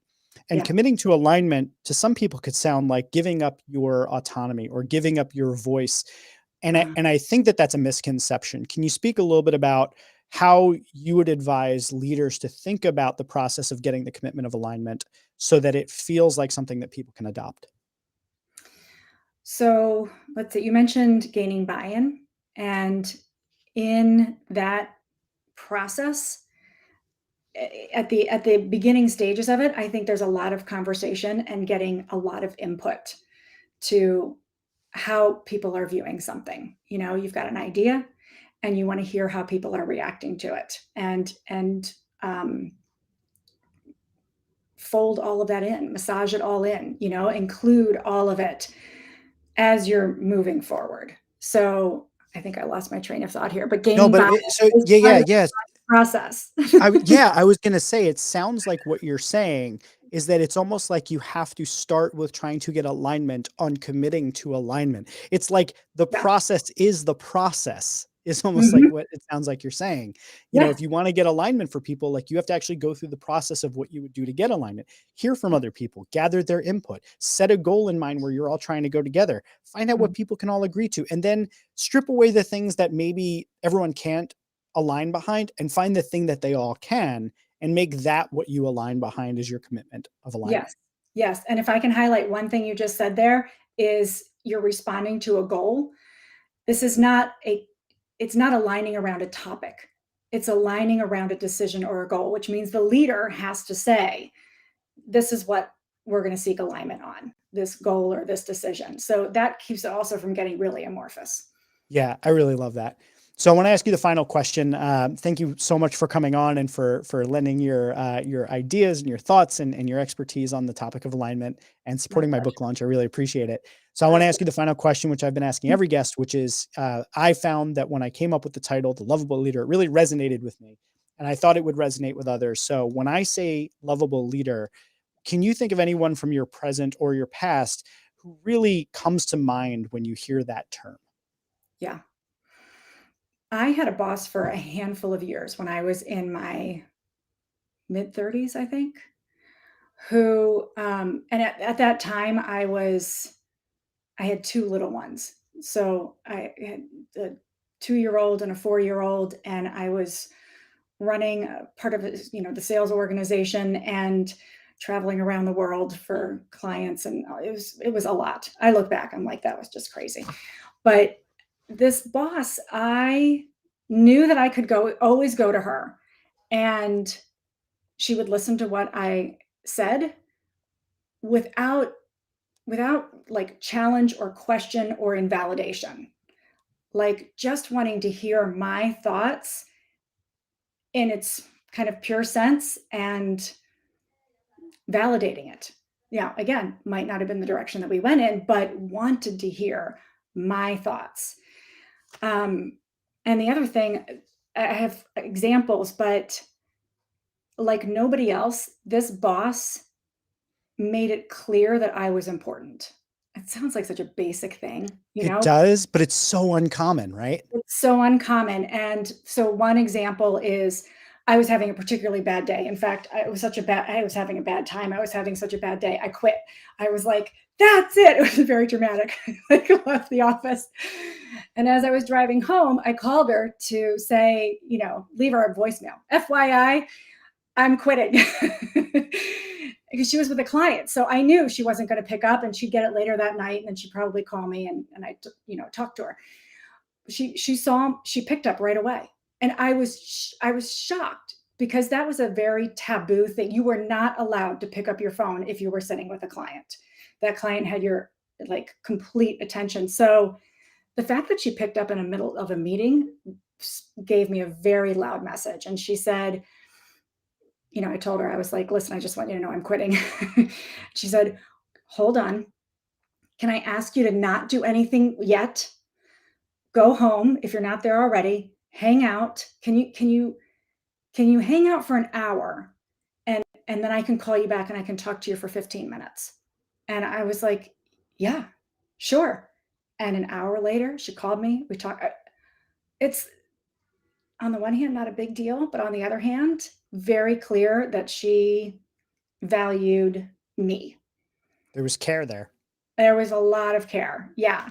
And it Yeah. wasn't, it's not, I'm sure, this is not mushy, it's not all hugs and flowers and daisies, but there's a real heart to it. I dig it. That was a great example. Thank you Yeah. again for coming on. I'm going to leave you up here for just a second, just so you can say hi to my next guest, because Please. I Hey! was hoping, Jeff, I can't believe you actually did that. I was hoping beyond hope So glad. that It's I so would good to actually see you. have an It's been opportunity. forever. Yeah. It is a pleasure to see you, Renee. I hope you're doing well. Yeah, likewise. Very much so. Oh, I'm Good. glad. Awesome. Well, I'm about to talk with Matt about ownership now. Love it. I'm going to hang out. I'll hop off and then I'll hang out. Amazing. It was Bye, great to Renee. see you, Renee. All right. Thanks again. Bye-bye. Bye. That's Angler. fantastic. That's fantastic. You were Thank hoping Jeff. it, and I I really did it. was. I really Yeah. was. Well, as soon as I saw you show up in the green room, I was like, this has to happen. What is up, Matt? It is so good to see you, man. It is an absolute pleasure and honor to be on with you, Jeff. And just regardless of what we're going to talk about, as someone who has known you for a long time, I couldn't be prouder Thanks, of what man. you have done, the content of the book, just the topics that you're talking about. And so just kudos, man. Really big congratulations. Thanks. Well, I'm glad you're here, because quite frankly, I wasn't going to do either of the 2 days if you weren't here. So ladies and gentlemen, Matthew Engler, he saved the entire event single-handedly. I want to talk to you about ownership. And Sure. obviously, outside of maybe Jocko Willink, I can't think of anybody who comes to mind faster for me on the topic of ownership than you. And we've talked about this over so long that we've known one another, that I really wanted to dig into it. The topic today is really exploring the 8 commitments of the team. The things that if you were to have your team commit to these 8 things, that you would see a team with high trust, high care, high psychological safety that is able to achieve incredible things. So I thought about ownership. I thought that's something where if you had a team full of people that owned what it is that they do, what could that be? Powerful. So I wanted to start out by asking you, when I say ownership, and when you think of the concept of ownership, how would you define it? And what does it look like on a team when you have ownership throughout, like, the top to bottom levels? Yeah. And I would say at the outset, and again, this goes back to a lot of our conversations, Jeff, I'm heavily influenced in thinking about ownership by Jocko and his book, and just how he seems to talk about it. It is even from the beginning, before the book was even out, when he talked about ownership, just it always resonated with me, how he structured it, the framework that he put to it. And so, there's kind of 2 aspects that really come to mind. And the first is at the individual level.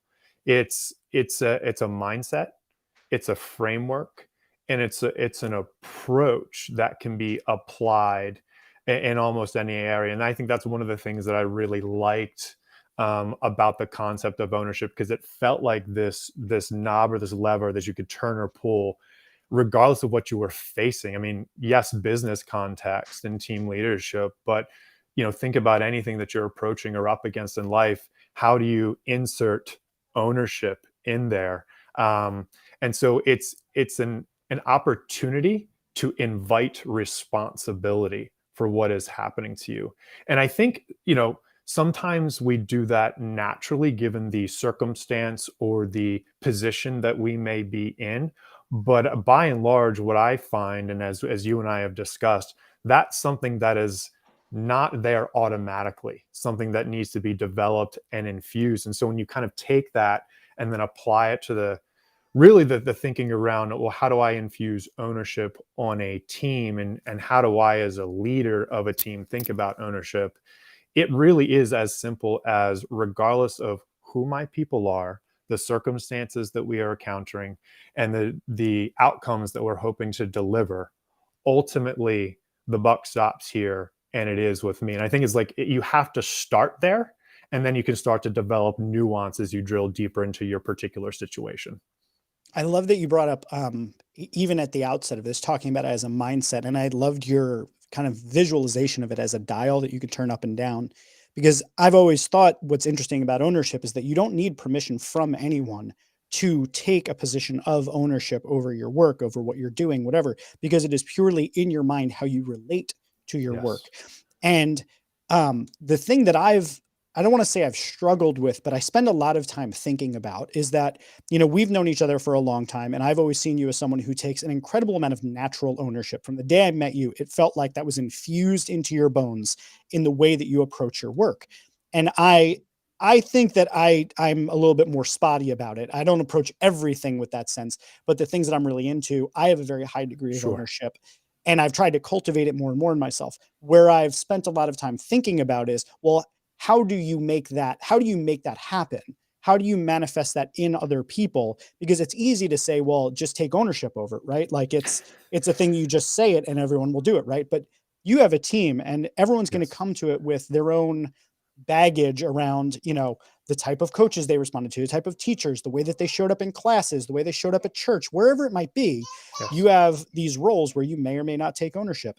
So I'm wondering what you think is the pathway that you've seen is most effective at cultivating ownership in people. Is it lead by example? Is it training? Is it one day you just say something and it clicks for someone? Like, how have you seen it work in being able to transfer that sense of ownership to people on your team? I think there's two parts to it. And one without the other, I think you won't be able to really cultivate that environment of ownership in the way that you would want to as a leader. And I'll give you an analogy. We're big basketball guys. We talk basketball a lot. So you think about the triangle offense, right? Phil Jackson. There is a framework and a system and a things that must happen for the triangle offense to generate the type of results that they would want on a basketball court. At the same time, what you're allowing a Kobe Bryant to do versus someone who is maybe more of a role player coming off the bench is a bit different. There's nuance in then how you apply that. And I think it's true with ownership as well. I think there are things that must be in place. You start at the very beginning, the Simon Sinek, you start with why, right? So is the why there and available? Is the mission clear? Have people, and I love the fact that alignment just came before this, right? Are you cultivating that sense of alignment? I think there are these mission critical things that must be in place to then build upon. And I love that you said people are bringing all different kinds of things to the table. And you have to understand that. And you can't just apply this framework in the same way all the time to every single person. So you need to lay the solid foundation, but then you've got nuance as a leader. And I actually think that's one of the most exciting things about leadership is that it's not rote. It's not the same thing for every person. Yes, we're driving towards a standard outcome and hopefully we're all doing it together. But I love trying to figure out the different nuances and tendencies of my team. And so you really need to then build connection, understand what motivates that particular person. Also, what is their propensity for ownership? That's not a value statement, but different people have different competencies in a variety of areas. And some you mentioned, maybe I naturally gravitate towards that, whereas maybe for you, that's not the standard operating procedure. That's neither right nor wrong. So as a leader, one, being able to understand that that's not a wrong or right thing.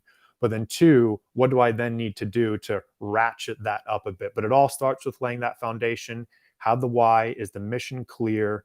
Is the team for each other? And then you can start to develop a little bit of nuance in really having someone own what's in the role or the project that they need to achieve.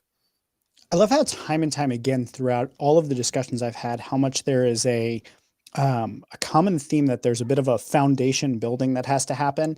And it so naturally aligns with the things that I put in the book around care, trust, and safe travels, that when you have the environment where you've got, because again, to even get to alignment, to get to communication guidelines, and to get to safety and protection, all of that is folded into having a sense of at least connection with the people you're working with, a Absolutely. sense of trust. And how are you going to even hold someone accountable if there's not already that sense of trust and safety? And I was going to take us to the point of accountability, which is there's such an overlap between accountability and ownership. How do you see those two things playing together? And I guess what I'm really trying to get at with that question is, do you think that it's possible to create a sense of ownership in every single person that you work with on your team? And I'm wondering how accountability may factor into that, if that's part of the way you get there. I love the question. So I think that you certainly can. I think, again, you come back to, there's probably different propensities that a person is naturally bringing to the table. But what struck me in the question as well is like how much there's an overlap between the two. And I actually feel like the more that we can distinguish and pull them apart gives us more access to actually having both. Oh, go deeper on that. Explain what you mean by that. So for example, I think as a leader, we talk about accountability all the time, right? How do we have our teams be more accountable? How do we insert, what we're missing here is accountability. However, if you do not have a team or an individuals on the team that has a true sense of ownership, what are you holding them accountable to? Not what they've chosen. And I think you got to read the tea leaves a little bit as to where we are. Let's talk about 2022, for example, and labor and what the workforce as a whole. I'm painting with a bit of a broad brushstroke, but one of the major things that seems to be creeping up in a lot of my conversations, or as I'm recruiting, and what do people want, this concept of autonomy, a choice, a say, more power in designing what their day-to-day is. You don't just layer accountability on top of that. That's a recipe for disaster. So you need to extract ownership from accountability first and foremost, work on having a team of owners. And then as a leader, then you have easier access to layering on accountability. Well, no, we've already talked about, and you have already shown what you're willing to own. So now the accountability conversation is, oh, we said we were going to own X. We're over here at Y. How do we close that gap? But that is very much individual or team led versus top down autocratic from the leader. And I think that's just a lot more powerful. It's interesting because the way you just spoke about ownership there, and that in separating them out, it feels a little bit like there's an overlap between ownership and consent.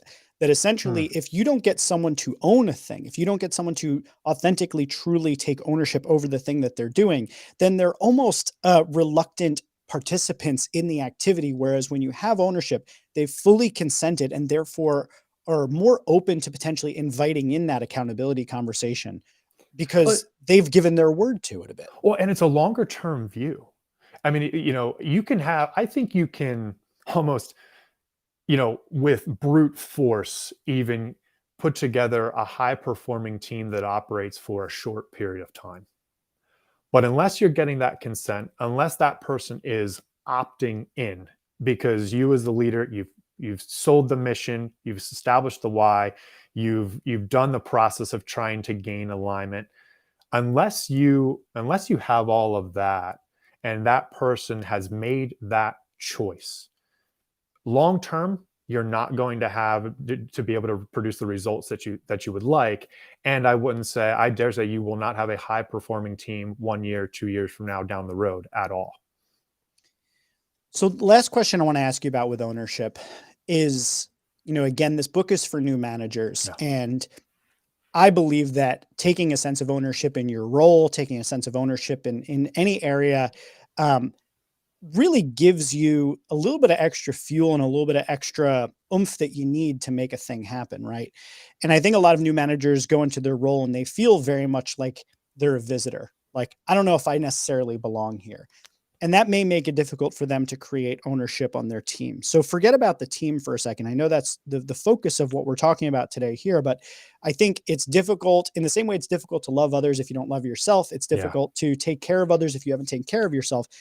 If you don't have a sense of ownership yourself, it can be difficult to model that so that your team sees it and to be able to see the opportunities to be able to inspire it in others. So the point I want to kind of close out on with you on ownership is thinking about that new manager looking Mhm. for early opportunities to find that sense of ownership.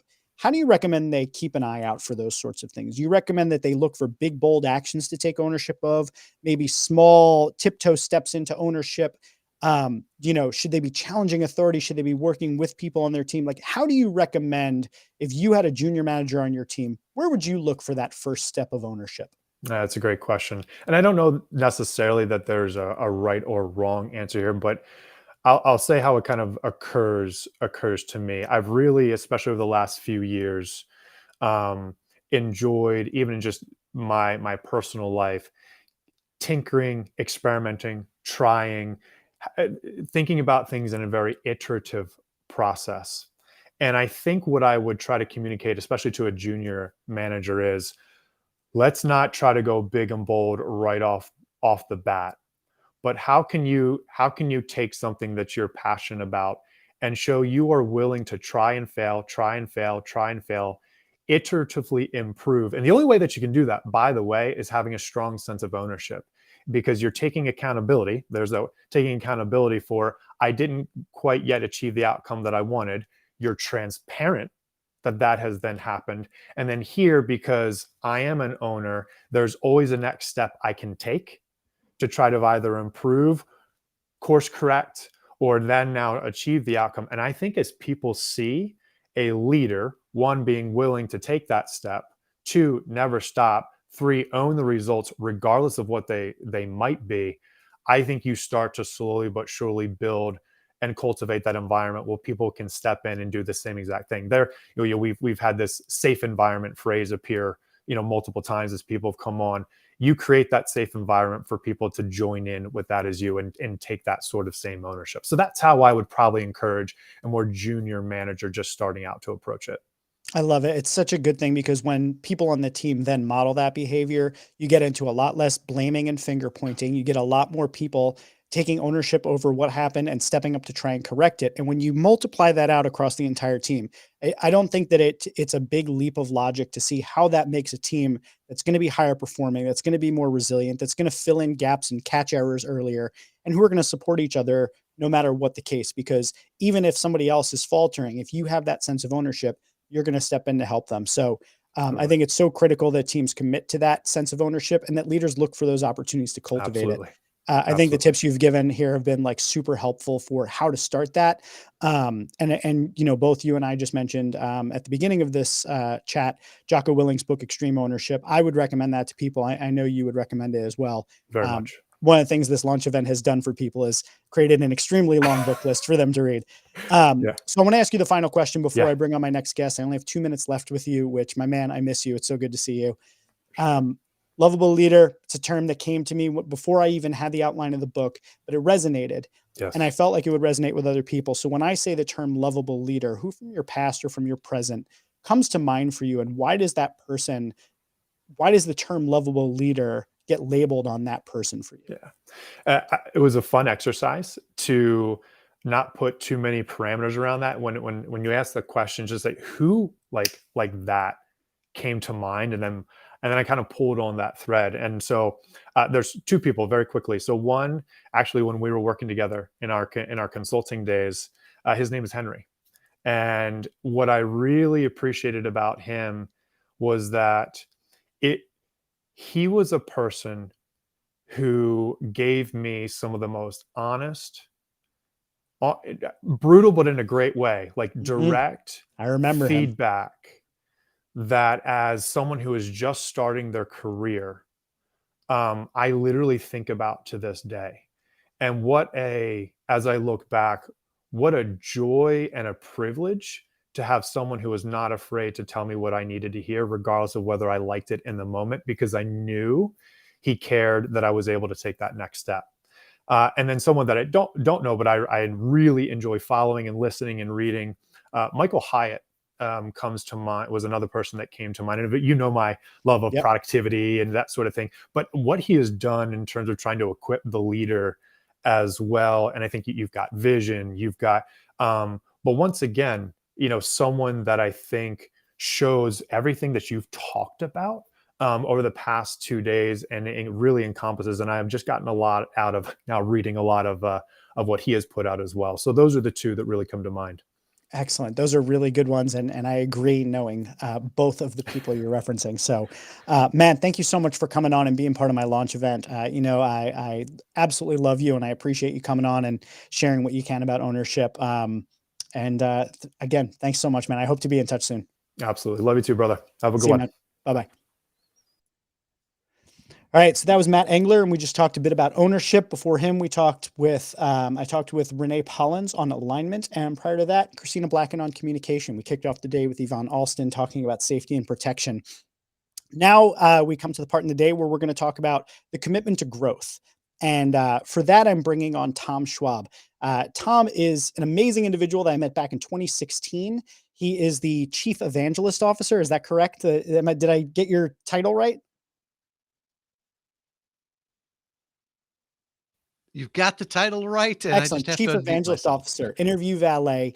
And we've known each other for a multitude of years. You run a company that I absolutely love, Interview Valet. You and your company bring me a bunch of amazing guests for Shareable, and you've always been really amazing to bounce ideas off of. And your leadership out in the world is evident. Primarily, I want to bring up the fact that I put a call out on LinkedIn and said, okay, people in my network, who's a leader I should be talking to about growth? And the very first person I got back was someone from your team that said, oh, you should be talking to Tom about growth, his commitment to, and I knew you from your work as, an advocate for podcasting, but I'm learning now about your advocacy for growth of the people on your team. It's something I was very proud that one of my team members mentioned me, and then I was honored when you reached out to me on that, and because to me that's the legacy. Nobody's going to remember the sales, other things like that, but if you grow leaders in your company, the impact that can have is just amazing because it's one thing for the CEO, whatever that means, right? For me as chief evangelist officer, but for people to say, oh, that's, they're impressive.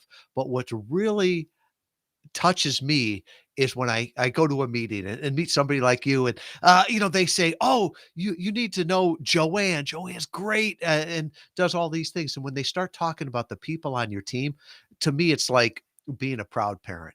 And it's like that growth to me, that is what's magic, and that is what's going to survive, not just a quarter but for years and years. I completely agree with you. And I can say in my short but illustrious leadership career, the points that I can look back on and say that I had a hand in someone's growth are definitely my proudest of all of it. Today, we're talking about the 8 commitments of the team. And specifically, I had you on because I want to talk about the commitment that a team makes to growth. And as with all the rest of the commitments, the leader does have to model a commitment themselves to growth and a commitment to their team's growth and a commitment to these ideals.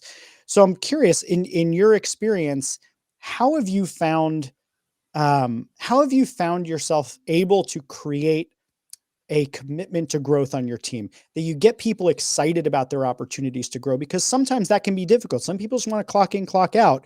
How have you been able to inspire growth as a mindset on your team? I think if I look back on it and my experience, so my first job out of college was running nuclear power plants in the Navy, right?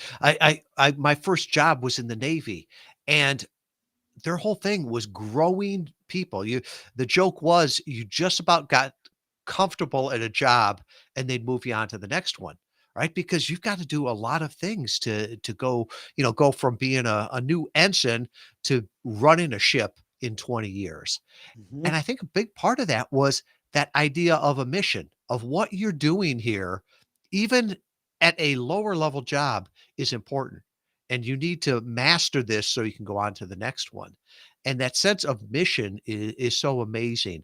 And I remember seeing that in the military, what people would do because they believed what they were doing was important.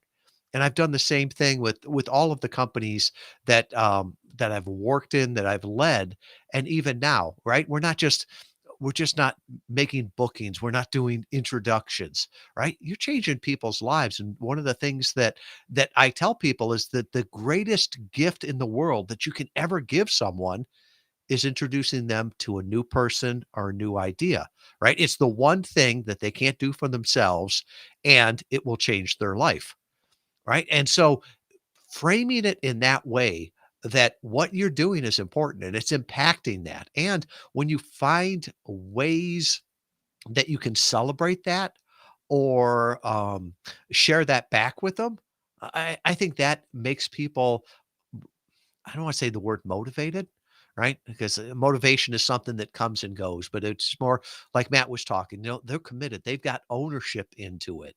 And it's that whole idea of being psychologically self-employed, right? They're doing it because they believe in it, not just because, they've got to check off that box. You raised such an amazing point that I honestly don't even think I've considered up until this point. I mean, it might have been lingering in the background for me, but you're talking about inspiring a commitment to growth on the team by way of the mission, by way of clearly defining and clarifying the purpose and mission of what we're all doing together, and how that actually intersects with the ownership that we were just talking about. That if you create the right destination of where we're going together, that big why, you get everybody kind of aligned in that and taking ownership over that direction, you create the conditions where growth is a byproduct, where people commit to it out of their own use the term psychological self-employed. I've never heard that. I say psychologically unemployable for myself. But you create the conditions where that culture of growth on the team actually kind of naturally emerges. I'd never thought of it that way. Well, it's that old story about, there's two masons, right? You ask one of them, what are they doing? And he's like, I'm laying bricks. And the other one says, I'm building a cathedral. They're both Yeah. doing the same thing. I tell you what, I'll get up every morning to build a cathedral. I'm going to sleep in if it's just another day of laying bricks. So I think it's trying to make them understand what they're doing is important, because what's the flip side of that? If I'm just laying bricks, why do I want to get better? Why do I want to grow? It's at that point, it's almost, you feel like a cog in the wheel. I'm laying bricks until they can find a machine to do it better, or to replace me. Yeah, I think it's making people understand what their part in the world is, and what their next part in the world is too. That's one of the things that always struck me. Like I said, in the military, there was always growth opportunities, always that next thing, and maybe that's in the company. Maybe that's outside the company. And I can think of some interns that I had early on. I knew I was going to have them for one semester. I knew they weren't going to graduate and come work for me, but I was still proud to say, you need to learn this, because you're going to have people that are reporting to you someday. And, I look back on those, and some of those interns are still friends to this day. And I always joke with them that someday I'm going to hire, or they're going to hire me, right? Because they're so sharp that they'll buy my company or something. Yeah. Oh my God, that's such a good point. Um, I was thinking the um, the challenge for a new manager, and because so you've had the benefit of the experience of having that experience in the military. You've had several companies that you've worked in, and now you have your own company. So like you're, for lack of a better term, you're very seasoned in this. When we think about the new manager, there's kind of two things that I'd imagine that are immediately smacking them in the face in this conversation around growth. So the first is kind of to your point about the interns. Why should I invest in growing this person if they're going to leave? So that's the first thing. And the second thing might be, well, how do I even get someone to care about their own growth if they're not inspired to already be here and work it? Like if they just want to come in and, you know, clock in, clock out, do their bare minimum. How do you advise new managers get started thinking about these two issues? I just had this conversation with one of our new managers, and I bought all 6 of them, the new managers, copies of your book, because I think what you're doing is so important, right? That foundational work there. And her question to me was, well, how do you motivate people? And honestly, you said I'm experienced. Maybe it's just gray hair, right? One of the things I've noticed is that I can't want something more than the people want it, right? Yep. And motivation to me is like cotton candy, right? You get the sugar rush and then it goes away. And I think if you just try motivating them, it's the burden's always going to be on you as a manager, right? But how can you empower them? How can you make them see what they're doing is important? How can you make them successful? How can you celebrate their wins and make sure that their okay, let's call them losses or failures aren't failures, but learning things from there. So it's I think at times we spend too much time with the C or D players, trying to get them up to the level than we do trying to take the A and B players to the next level. And I think now as labor is so short, right? People can choose what team they're going to be on, right? So I think you need to make sure maybe this is more of a senior leader, right? That you have great people on your team, not just warm bodies. Because if you've got somebody that on a team, especially from a junior manager, if you're hiring C players for them, it's going to be really, really tough, right? That's going to be tough for them as opposed to if you're bringing them all stars. That can, they can do so much better with that. And going back to the military example, you mentioned Extreme Ownership by Jocko Williams. Yep. Love that book, right? But I often think, are the SEALs the best examples of leaders, or is it like the bosun's mates, right? The people in the Navy that are chip and paint, right? Because those people that are at the SEALs, they're motivated. They are, you've got the best of the best there, and to lead them is like leading a major league ball team, right? That takes a level, but those people that have to lead the people that aren't doing the glorious jobs that may be there because it's the best job they can get, or at that level, I think that could be even tougher leadership there. Yeah. It So makes me think that there should be a book just called Ownership, because his was extreme ownership. It's like you just want to have like the day-to-day ownership book. yeah, and but I think it's that idea, if you can if they take the ownership of it, and the other thing too, um is if they're there for the leader, I think that makes a difference. And that's, Mhm. I love the title of your book, The Lovable Leader, because early on, I would look at that as almost a negative, right? If everybody loves me, then I'm not doing it right, and not everybody will love you, but I think there's that respect, the love, and do you want the love from the higher ups? Are you loved by your superiors, or are you loved by those people that report to you? And I've seen in my career what a difference that makes in growth, right? Because there are certain people that you may fear them and you'll do what it takes, but then there's other people that you love, and you would walk through fire, just to make them happy, to hit their goal, whatever it is. I love it. And I agree with you 100%. And in those new manager cases where they're trying to build the sort of culture that we've been talking about here today, how do you recommend, and how have you, maybe using your own personal example, how have you gone about connecting with your team to look for those development opportunities, to look for those areas for growth? How do you have those conversations? What are maybe some of the questions you start out with? New managers coming into this, how should they start by getting their team primed for growth? I think as a leader, you set the example, right? So the way you manage them, they will manage their people. The Mm, questions you ask them, they will ask their people. And as a new leader, they don't know what they don't know, right? Um, so helping them with a framework of how they can do that, asking them the questions to help them get to the answers there.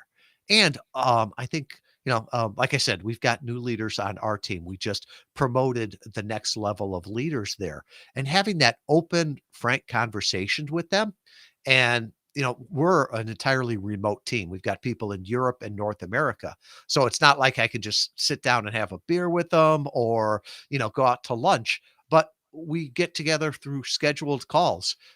There's an agenda with it, but it's just a Zoom call and those open-ended questions. And, uh, what are you most proud of? What are you struggling with? Where do you need my help with? What questions do you have? And sometimes, certain people will come with an entire list of things. Other times you have to ask those questions there. But I think it's maybe good managing is like good parenting, like good coaching. It's all about that listening and asking the questions. I was just going to bring up the coaching aspect, because what it sounds like is you're saying really creating a culture of growth is a commitment to being a good coach as a leader, a good mentor, somebody who's committed to the development of their team, and showing yourself as someone who's committed to your own growth and learning, being vulnerable and open and saying when you don't know gives them the space to do that. And then when you ask them what they're working on, what they're interested in, what they're excited about, that helps you to build out that sort of, for lack of a better term, that agenda or that curriculum for where you may be able to help them step into and grow and learn new skills. And whether or not that comes back to help the organization or not, it does help that person grow and deepens the engagement you have with them on the team. Yeah. And I think today, in this buyer's market, um, you can work any place, right? Let's not kid ourselves. Everyone that works for us is a volunteer. If they don't like it, they could go out and get another job tomorrow, right? So what are we offering them, right? Is if it's just a little bit of more pay, well, somebody else is always going to do that. But I think the one thing that you can offer your new people, your entry level managers, is to help them grow personally. And it's funny that when they start growing personally, your team's going to grow, your profits are going to grow, your sales are going to grow. It's like the chicken and the egg, which comes first. I'm not sure, but when one thing grows, it seems like it all grows. I love it. Well, I'm going to ask you the final question that I've been asking all of the guests that have come on for the launch event. I just want to first also thank you for coming on and talking about growth, making the time for me for this launch event. I sincerely appreciate it. So thank you, Tom.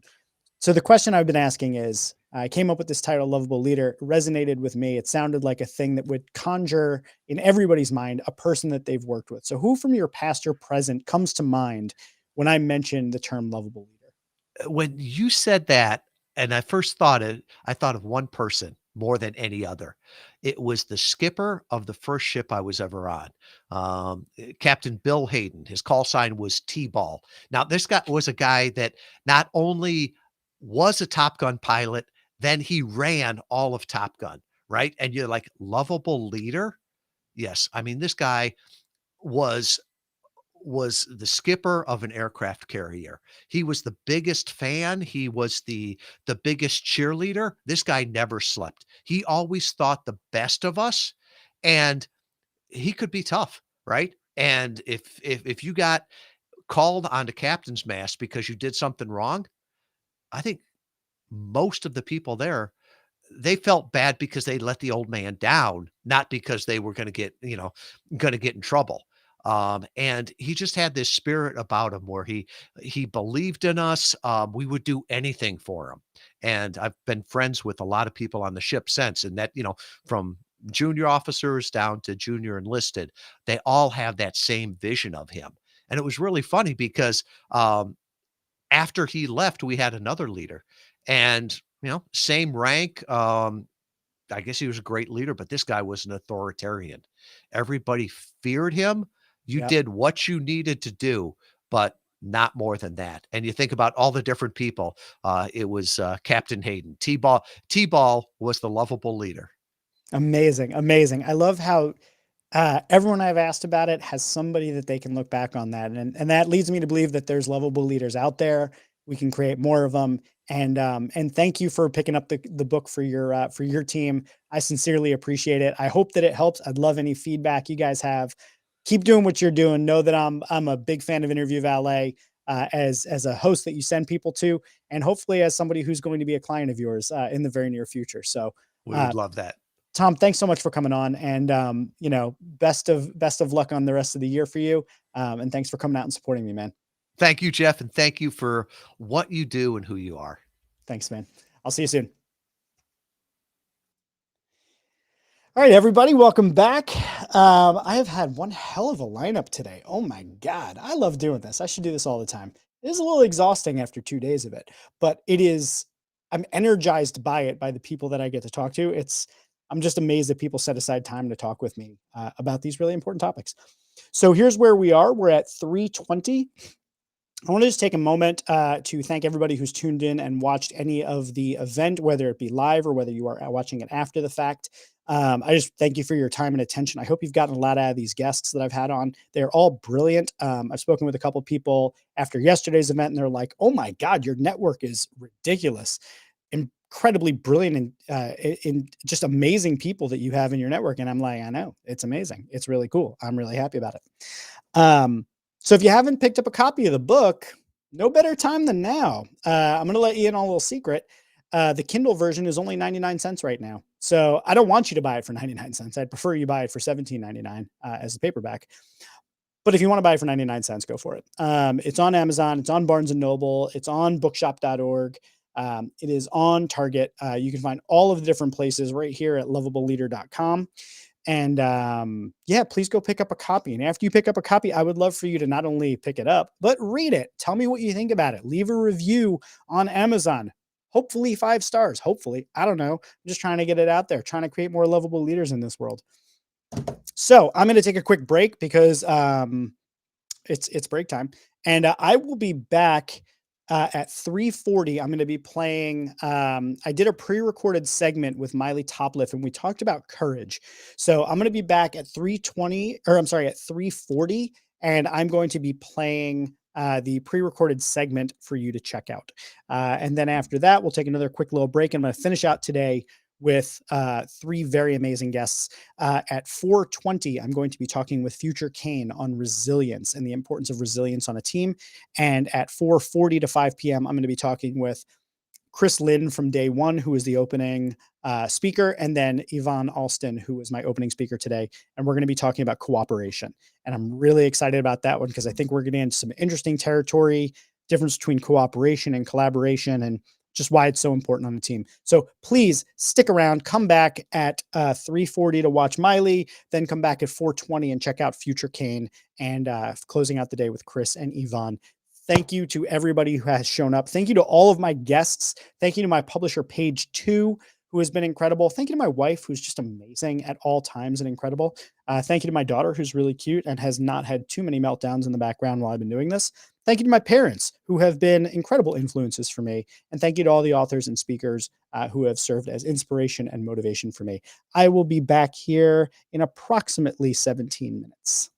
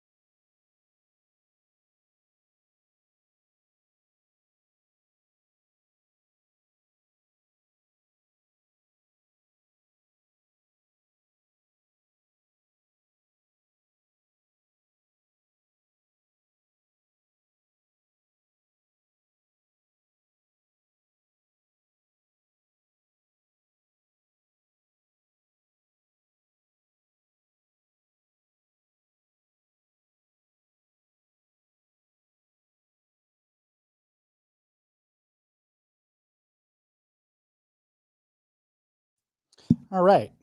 My hope is, because this is first time I'm trying this where I'm playing a pre-recorded video. So I'm gonna need your help, audience, that I appreciate so much for being here. Please tell me if you don't hear the audio from this clip. Just put it in the chat. Wherever you are, just post in the chat, can't hear audio. That'll be helpful for me to know that a setting is incorrect.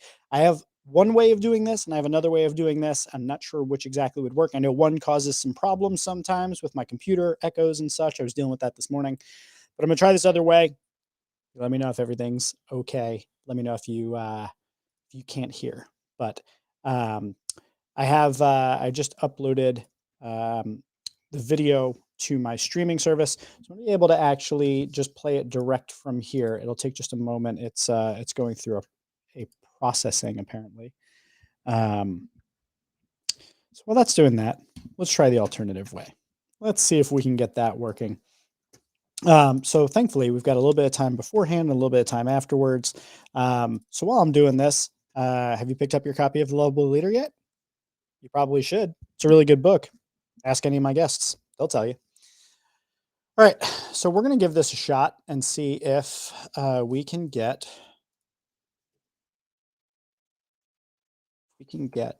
the video playing right now.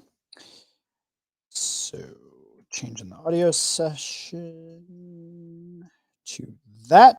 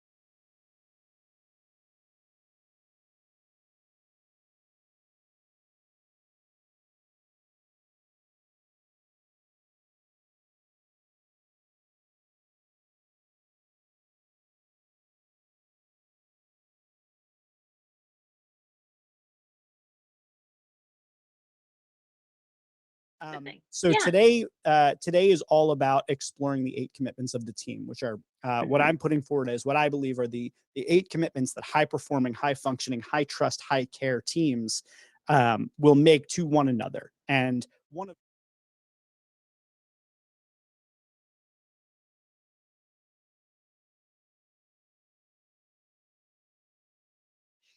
All right, so next up today on our Lovable Leader launch event, today I'm talking with Miley Topliff, and she is a C-suite advisor, a people strategist, a change in communications, executive coach, and all-around fabulous person who I'm going to be talking to about courage. Miley, it is so nice to see you. It is so nice to see you. And it's great that we're talking about courage because you and I met in a moment of courage. It did. Yeah, Um, it happened there. yeah, And you yeah. are literally the first and only person that jumped to mind when this came up, followed very closely by Brene Brown. But I was like, Oh, if Miley is not available, I'll go with my backup and see if Brene has, some time in her schedule. I know that she's not doing very much these days, but you were the first person that came to mind because thank of, you. I always, anytime I hear the word intrepid, it's like seared into my brain, intrepid explorers from your talk where you were talking all about that. So immediately I thought courage, intrepid explorers, Miley, we're talking. Awesome. Yeah. Well, and Intrepid Explorer is such a great thing to be associated with. So I agree. sometimes I have to bring out my inner Intrepid Explorer to have courage. Well, let's So, talk about it. good thing. So Yeah. today is all about exploring the 8 commitments of the team, which are what Mhm. I'm putting forward as what I believe are the 8 commitments that high performing, high functioning, high trust, high care teams will make to one another. And one of those is courage. So I was wondering if we could just start out having you explain it. What do you think it looks like when teams exhibit courage? Yeah, so that's a really great way to think about it. So, as I think about it, one of the things that first comes to mind is what it doesn't look like. That's always a good way Um, to contrast. So what does it not look like then? yeah, so to me, one of the biggest things I know about people in teams is that when your team isn't talking to you, when people are not sharing information, sharing questions, you don't have trust. You don't have a place for courage to speak into. The other thing I watch for is how many voices am I hearing? If I'm only hearing one voice, there's not courage there. And so, so to contrast with the what's not there, let's go to what is there when there is courage.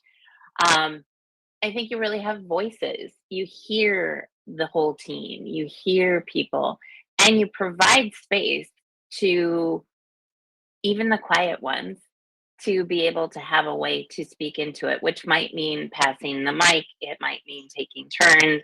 Um, it's also being honest about what is it that we're trying to do.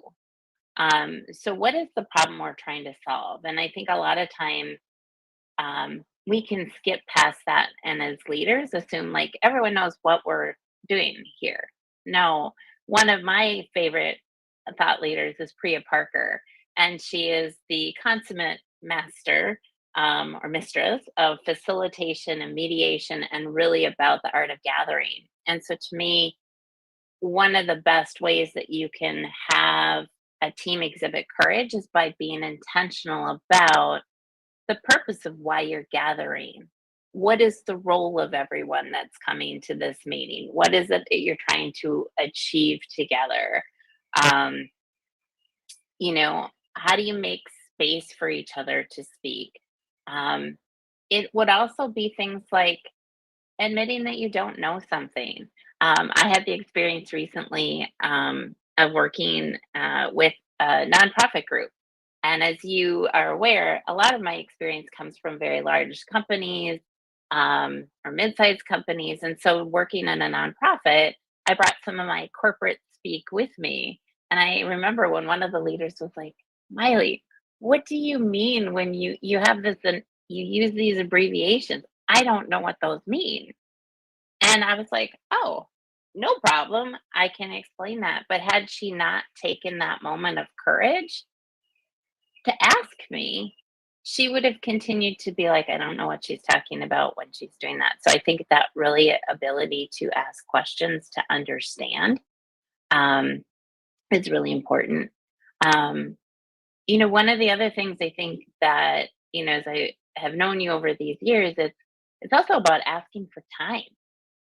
Like, I need time to reflect on that because there's so much immediacy, and you and I've talked about that. It's like Yeah. people feel like, "Oh my gosh, I have to give an answer right this minute," or "I have to know what I'm thinking right this minute." And it's like, no, it's okay to be like, I come back to you tomorrow? Or, I was reading something about that and I'd like to come back to our meeting next week and share that information. In fact, I'll send it in advance so that people have a chance to look and read it. And so I think to, that's another way you see courage is that people are asking for time, they're asking for space, they're asking for clarity.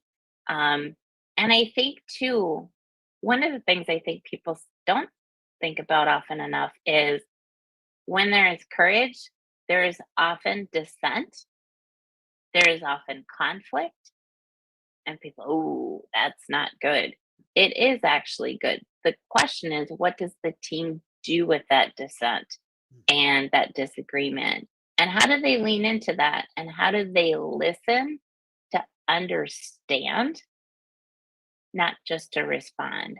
And I think that, really strong teams, in looking at the work that you've done, they don't let those things linger.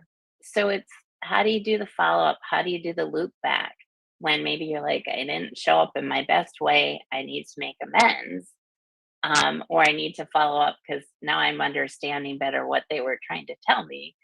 those are important actions, and those are actions of courage, but they're really actions of somebody who's a principled person, who is like, I can own this.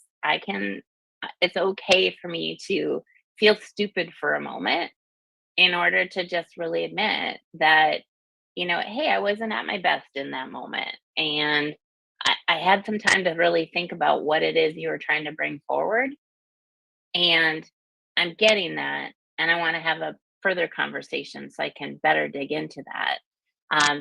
So those are some of the things that I think about with a team that has vulnerability, or excuse me, what shows up with courage. I think the other thing I've noticed with teams that exhibit courage is, um, instead of speaking for each other, they help create space for someone else to speak, and or they help coach behind the scenes so that someone can bring their message forward and feel comfortable. And that's a really big thing. It's like, how do you teach people to carry their own water versus, carrying their water for them, which creates dependency. It doesn't create moments of courage for someone to step into. Um, you know, so I was thinking too, as we're talking about this, David White is one of the other teachers that I would point to that has written a lot about courage, along with Brené Brown.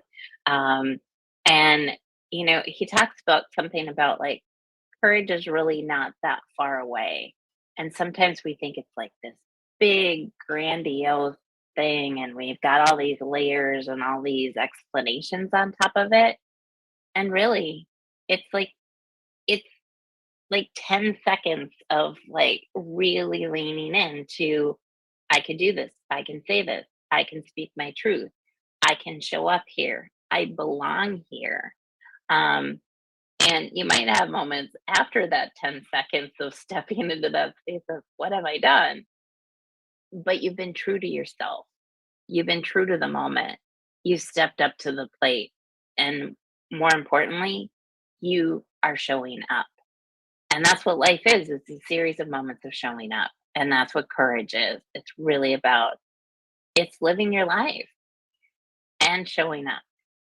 You brought up so many different things there, and thank you for that, because you covered a lot of ground on what courage looks like on a team. And as you were saying, the various things that look like courage on a team, I immediately began thinking about, the definition of courage is something that I've been really fascinated by, because I think a lot of people get it confused with bravery. And not long ago, I actually learned the distinction between the two. I'm going to share that today, which is that what I learned about the difference between the two is that bravery is about marching into something without fear, whereas courage is about acknowledging the fear and choosing to do it anyway. And I think the things that you've brought up on the team are all of the things that we might feel fearful of. We might be fearful of the conflict. We might be fearful of the pushback if we bring up an unpopular idea or raise dissent. We may feel that we're not the right person, or that we don't have standing, or there may be any of the various things that are either in our own heads or that are about the dynamic of the team that would cause us fear. And courage is when the team has the ability to continue on and move through that. So I think you've laid out a lot of really good cases there. And I really like the one that you said about asking for time, because I know for myself, that's been a very big blind spot, as I am very immediate. I am always in the moment and I always have an answer for things. And I think it puts a lot of pressure on the people that I work with sometimes to be in that same sort of immediacy. But something that I've really been working on with people that I coach, people on my teams, people that I work with, is to say, hey, listen, you don't need to answer this right now. Like, kind of setting it up and creating that space. Like, I know I move at this lightning speed, but that does not mean that you need to. If you need to take time to process what we're talking about here, please do that. So I want to kind of pivot that into the conversation around what leaders can do. What can leaders do to create that space? Because I don't want it to sound like the courage thing is it's all on you, right? Like, you, the team member, it's your job to be courageous. I would say that on the one hand, everyone should be in pursuit of their greatest courage that they're capable of. But I think in this discussion, the 8 commitments of the team, committing to courage as a team, how does the leader create space for that courage to show up and for people to take courageous action? Absolutely. So critical. And, my work is so much with leaders. And we talk about how do you create space for the team. And that's really, part of the first element of how you create an environment for the team to have courage and display courage. Um, One of the biggest things is that leaders have to do their own deep work. You have to be able to sit with uncertainty. You have to be able to do that and do your work on yourself in order for you to hold space for the team. Because if you're so incredibly uncomfortable, which there are moments when you're so incredibly uncomfortable and you get caught up in your riptide of, oh my gosh, what do they think of me? Am I doing this wrong? Am I, you know, and you get caught on the hamster wheel of you are not showing up for your team. You're not creating space for them. So how can you have the cognition of I'm a human? Because we are, even though we forget that, and our work environments sometimes make us think that we're not, but we are. And so how do we as leaders, having done our deep work, having done our reflection, um, are able to show up in vulnerability, able to show up with an apology where it's, appropriate to be like, you know what, was not my finest moment last week. Things were moving in a hurry. I was feeling pressure for what the board needed from me, and I snapped at you. That wasn't okay. I can't take it back, but I can have the courage to have the conversation, to apologize, to make amends, to try to, continue to move forward in that relationship with that other individual or with that team. I think that it's one of the things that Priya Parker says is honor the person, not the job description. Yes. And I love that. And I know you probably do too, Well, in because the book, I actually wrote something like, you have to care about the person, not the employee. You actually have to care about the person that you're working yeah, with. absolutely. And that's one of the things that can get in the way of team dynamics is that it's like, oh, that person is in this job, so they don't have anything to say about that. When the reality is, we all have a lot of information about what's going on and different aspects of how we look at it. So you never know who the person is, who's going to have the insight, have the courage to speak something into a group, because they might not be carrying the baggage that everyone else is. So it's like, how do we make sure that everyone has space to speak into the circle, into the group? And I think that, I go back to some of the examples on the team, really being clear about your purpose of why you're gathering or what it is you're trying to achieve. I can't emphasize that enough. There's way too many meetings that people are sleepwalking through, that they want to stab themselves in the eye with a fork, which doesn't sound pleasant, but it's right up there where people are like, why are we having another meeting? What are we trying to do?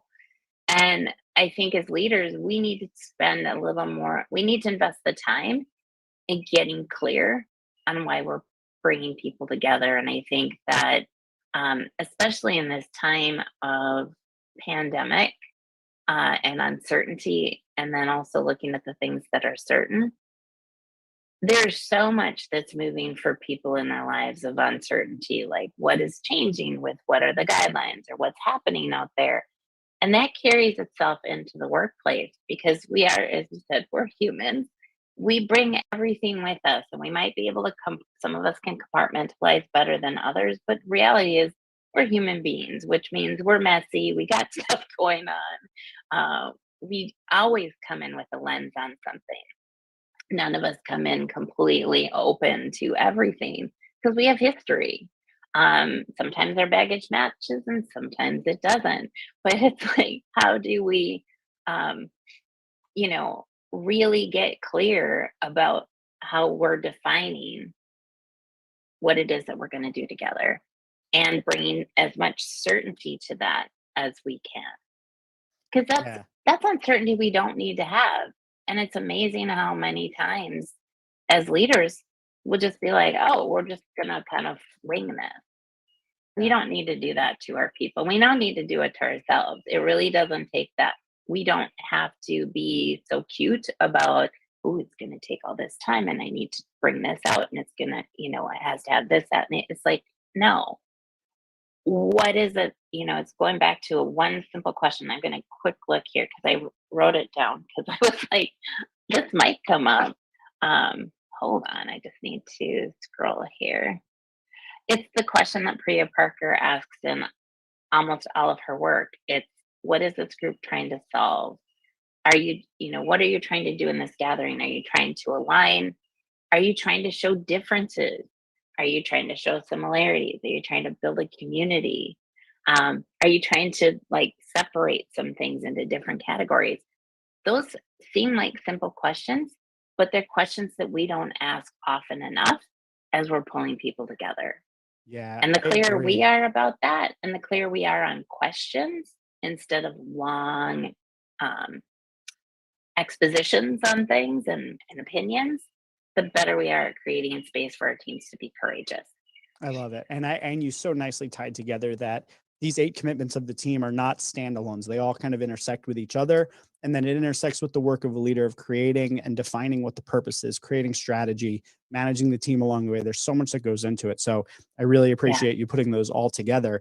I feel like I could talk to you for hours about courage, but I only have actually 2 minutes left with you for this segment. Okay. So I'm going to ask you the final question to wrap up on. Got about a minute and a half to answer this, but when I Okay. say lovable leader, who from your Yeah. past or present comes to mind? And you just give us a brief explanation why. Yeah. So that leader for me would be a woman named Adair Peterson. And I think for me, she's one of those human beings that's very direct. She is very clear, like, here's what I'm really good at, here's what you're really good at. So there's that. Even when I was like, are you sure you want me to do this? She'd be like, well, of course I want you to do this. So it's like, okay. So it's a person who believes in you more than you maybe believe in yourself at the moment. So she was someone probably mid-career for me that really helped me grow to the next level. Because again, I had both mentorship and sponsorship from her, as well as she was my leader. She is someone who's become a dear friend. And one of the things that I just so appreciated from the moment I interviewed with her many years ago is that it was a place, she created a space where I could tell the truth, be really clear when I had a difference of opinion from hers. And so, somebody who is that leader who creates psychological safety, holds space for questions, holds space for you to come back to. So, a lot of things that I do better, I'm not going to say well all the time because I'm human, but the things that I do better, a lot of it is because I was so fortunate to have her as a lovable leader. And she is someone who is still very much a part of my reflection and my practice as a leader. And she's someone who, when she's still all of the things that I've already shared, she's also a very dear friend. Um, and I'm very, very fortunate to have her. And it was fun to read your description of the lovable leader and to be like, I know exactly who I would think about and mention in this That's time. awesome. So That's yeah, awesome. Well, hopefully there are more people out there that will continue to be these kinds of lovable leaders, making those kind of impacts on people so that we can go all out there and do a little bit better. Thanks for coming on and absolutely. talking about Thank courage you. with me. And it is so freaking fantastic to see your face. We'll have to do this again real soon. Looking forward to it. Thank you so much. Sweet.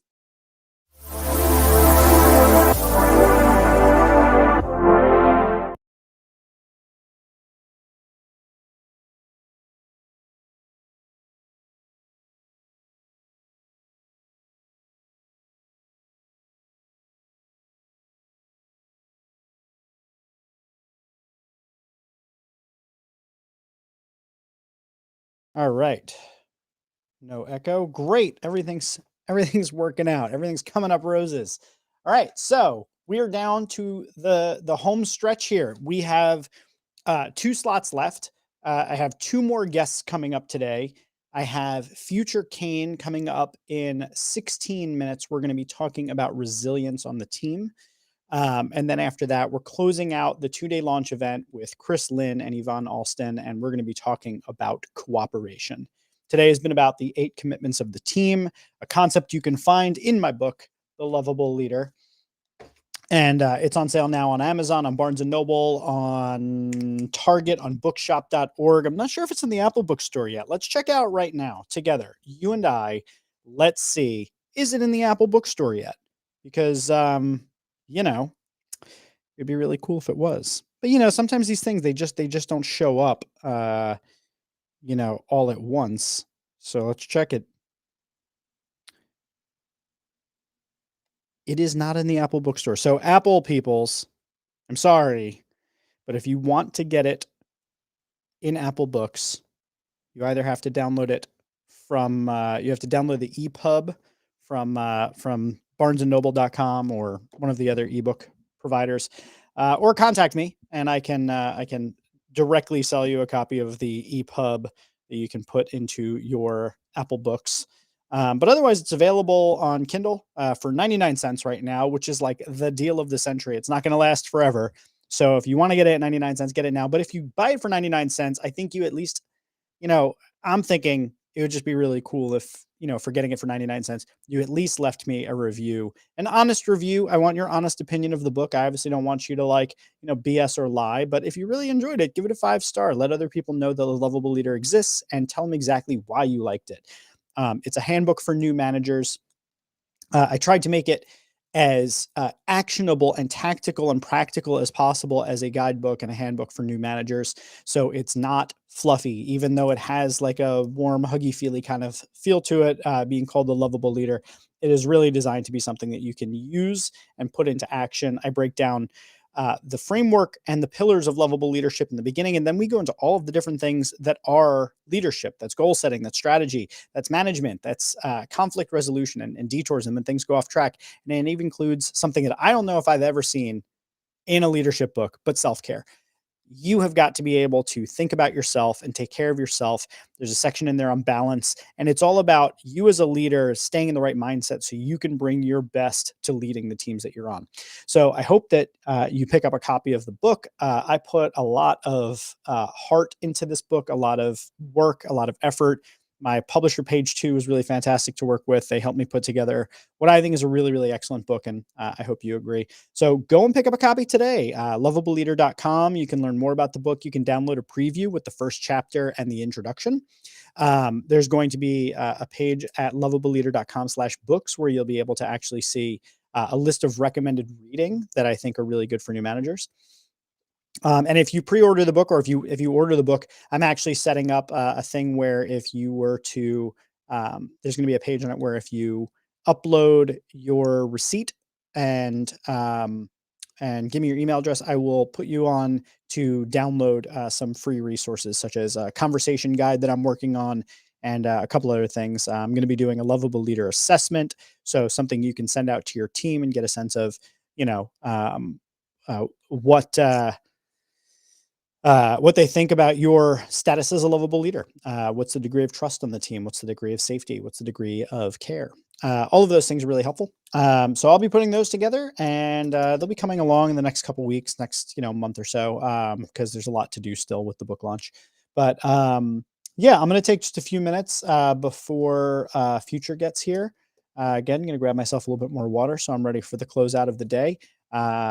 Thanks again to everybody who has attended. Thanks again to all of my speakers. And I will be back here in approximately 10 minutes with Future Kane talking about resilience. I will see you then.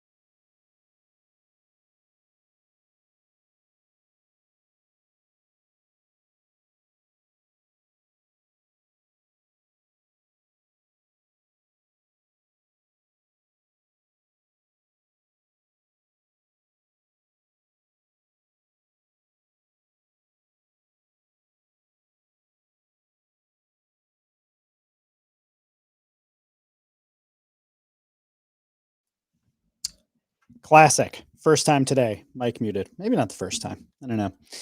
But I got about 4 minutes until Future gets here. So I figured I would just hang out with all of y'all. If you're watching right now, thank you. Got any questions? Anything you want to talk about before we go down the path of resilience and cooperation? Today we've been talking about the 8 commitments of the team, safety and protection. We started out with Yvonne Alston.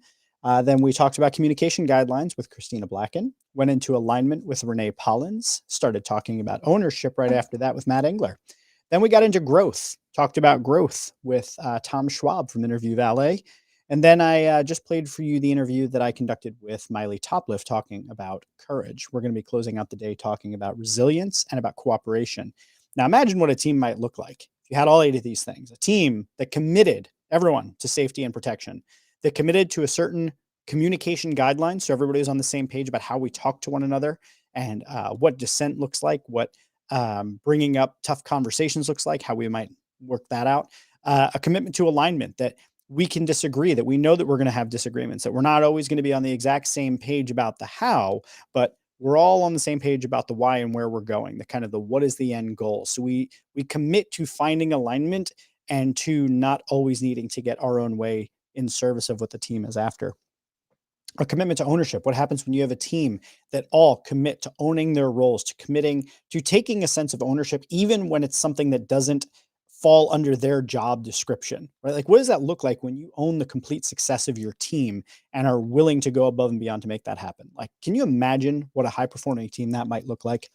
What happens when you have a team that is all committed to growth, where everybody is committed to this idea that they can continually grow and get better and unlock more of their potential, and that they can help others to do that? So as a team, that there's this commitment to getting better and to growing. I mean, can you imagine the possibilities when you layer that on top of everything else we've talked about?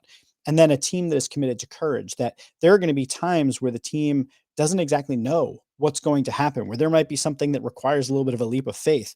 And that at the same time, even though the team is a little bit fearful, that we walk into that anyway, or that courage extends into how we talk to one another, that even though we're sometimes scared of the conflict that might need to happen, that we still courageously venture into it in service of what the team is after and in service of building stronger bonds as a team and building more trust and building more care. Can you imagine that? And then we're going to add 2 more things to that. We're going to add resilience and what it looks like when you have a team that is committed to bouncing back from setbacks. It's going to be amazing. We're going to talk about that with Future.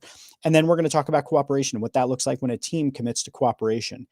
Just think about that. All those things together: safety, communication guidelines, alignment and ownership, growth, courage, resilience, and cooperation. I don't know about you, but I would love to be on that team. I'd love to lead that team or be on that team, either one. I feel like those are good things on a team. And I think we need more of that on our teams. And this is not something that you just write all these on the board and you say, we commit to these things, like how Michael Scott declared bankruptcy. It's not like that. These are things that take time. These are things that you want to set the intention for the team, that these are all things that we commit to. And you break them down, you go through them, you work on them. These are things that you have to, it takes time to get to them to be the way that you want it to be and to be in a place where it's all healthy. But these are the things that we commit to create a team where safe travels is possible. Because this entire section, the 8 commitments of the team, sit inside of the idea of safe travels, which is that if we're trying to go somewhere ambitious, we're trying to get to a big goal, we're setting a purpose and a big ambitious future as the leader, we have to provide safety along the way to do that. And the best way we can provide safety is by committing to the safety and protection, ensuring everybody else does, is ensuring that while we're on that journey together, that we communicate the right possible way and that we're willing to set aside differences at times to align on where we're going and what we're doing. And that the best way we can do that as a team is that every single person on that team takes ownership in that mission and is willing to commit to owning their part of it and to owning the success of the entire team and stepping up where they're needed. At the same time, we know that if we have team members who are continually growing, we just get more and more powerful and more able to do the things that we need to do. And today we're going to talk about resilience and cooperation as the final 2 pieces of that puzzle and how they fit into the concept of safe travels. So pretty excited about all that. I think it's going to be really, really cool. I'm going to put you on pause for just a moment. I'm going to make sure that I am supporting my guests in getting onto the show, just in case there's anything where they're having any issues or any trouble. And we will go from there. I'm just going to check in with my upcoming guests.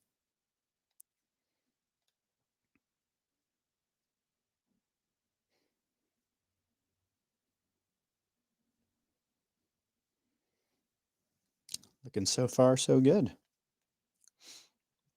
All right, so let me set you up a little bit, if I could.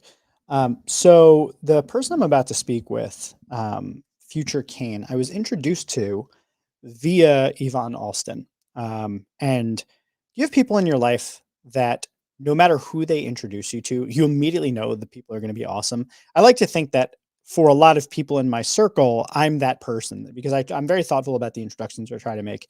But Yvonne is definitely one of those people in my life that if she's like, oh, you need to talk to this person, I would literally talk to any of them. And when she introduced me to Future, I was like, oh, I totally get it. Future, it has an amazing energy about her. And from the very first interactions we had, she was making sure because she's talking to me as I'm going throughout this process of launching the book and putting together a 2-day launch event in a month, by the way, which by the way, if you don't know, that's a Herculean effort. I'm actually still surprised that I was able to get this all done. Even my publisher was like, that sounds a little bit overly ambitious, putting together a launch event in less than a month. And I was like, yeah, but what if I did a day and a half? Anywho, so I'm talking to Future, first interactions with her, and she mentions to me, are you in the midst of all of this taking the time to really be present and focus on the accomplishment and taking in what's going on at this moment as you're going through the planning process as your book is about to go live. And it was such a really interesting because this is a person I had just met. And here she was bringing to the surface for me this kind of mindful intention and this mindfulness around the time in my life that I'm actually going through. And it really set the stage nicely for, what my experience of Future has been since then, which is that, she is routinely making sure that the people, whether you look at her content on social, when she's interacting with someone directly, the experiences I've had, she's always making sure people are taking time to really think about where they are, how they're feeling, giving people space to be wherever it is that they are. And I just really appreciated that. So when I thought about talking with someone about resilience, I thought, somebody who has that kind of a mindset of mindfulness and is trying to make those sorts of things present is really a great person to talk to about resilience because it requires resilience to continually bring yourself back when you're potentially facing something that's very stressful or something that's really exciting that can feel overwhelming to feel overwhelmed and then to take that pause and get back up and kind of recommit to what you're doing and acknowledge what's going on is, I think, an act of resilience in and of itself. So Future should be here any moment. And then after that, I get to talk with Chris and Yvonne. I'm going to put you on pause and I'll be right back.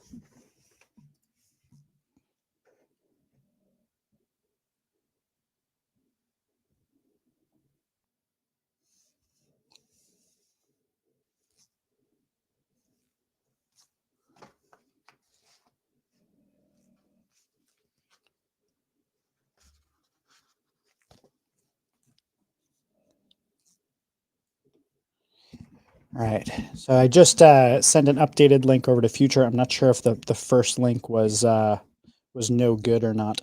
But while we're waiting for Future, I thought it might be a good opportunity to set the stage a little bit for what we mean by resilience and what that meant in the context of the 8 commitments of the team.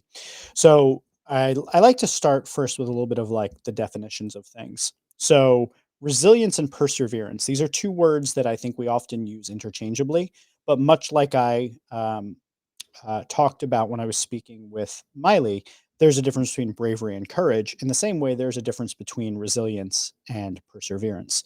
So, perseverance is when, in the midst of moving towards something and you encounter resistance, perseverance is the ability to push through the boundaries, whereas resilience is the ability to recuperate and get back up when encountering a setback or a failure. These are the distinction is very important because while perseverance is a valuable attribute in individuals and in teams, perseverance can actually, I don't believe it's as useful as a commitment of the team as resilience. And here's why: is perseverance, because you're pushing through an obstacle, can sometimes make people feel overlooked. It can sometimes put people in a position where if you're persevering through something, things get cast to the side in service of moving forward.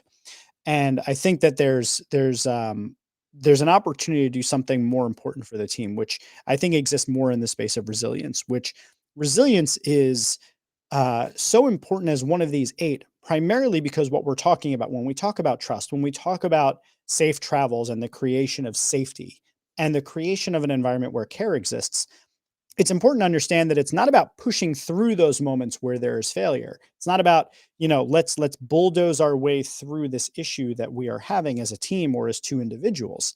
It's actually about acknowledging that there is a setback. It's about allowing the setback to happen.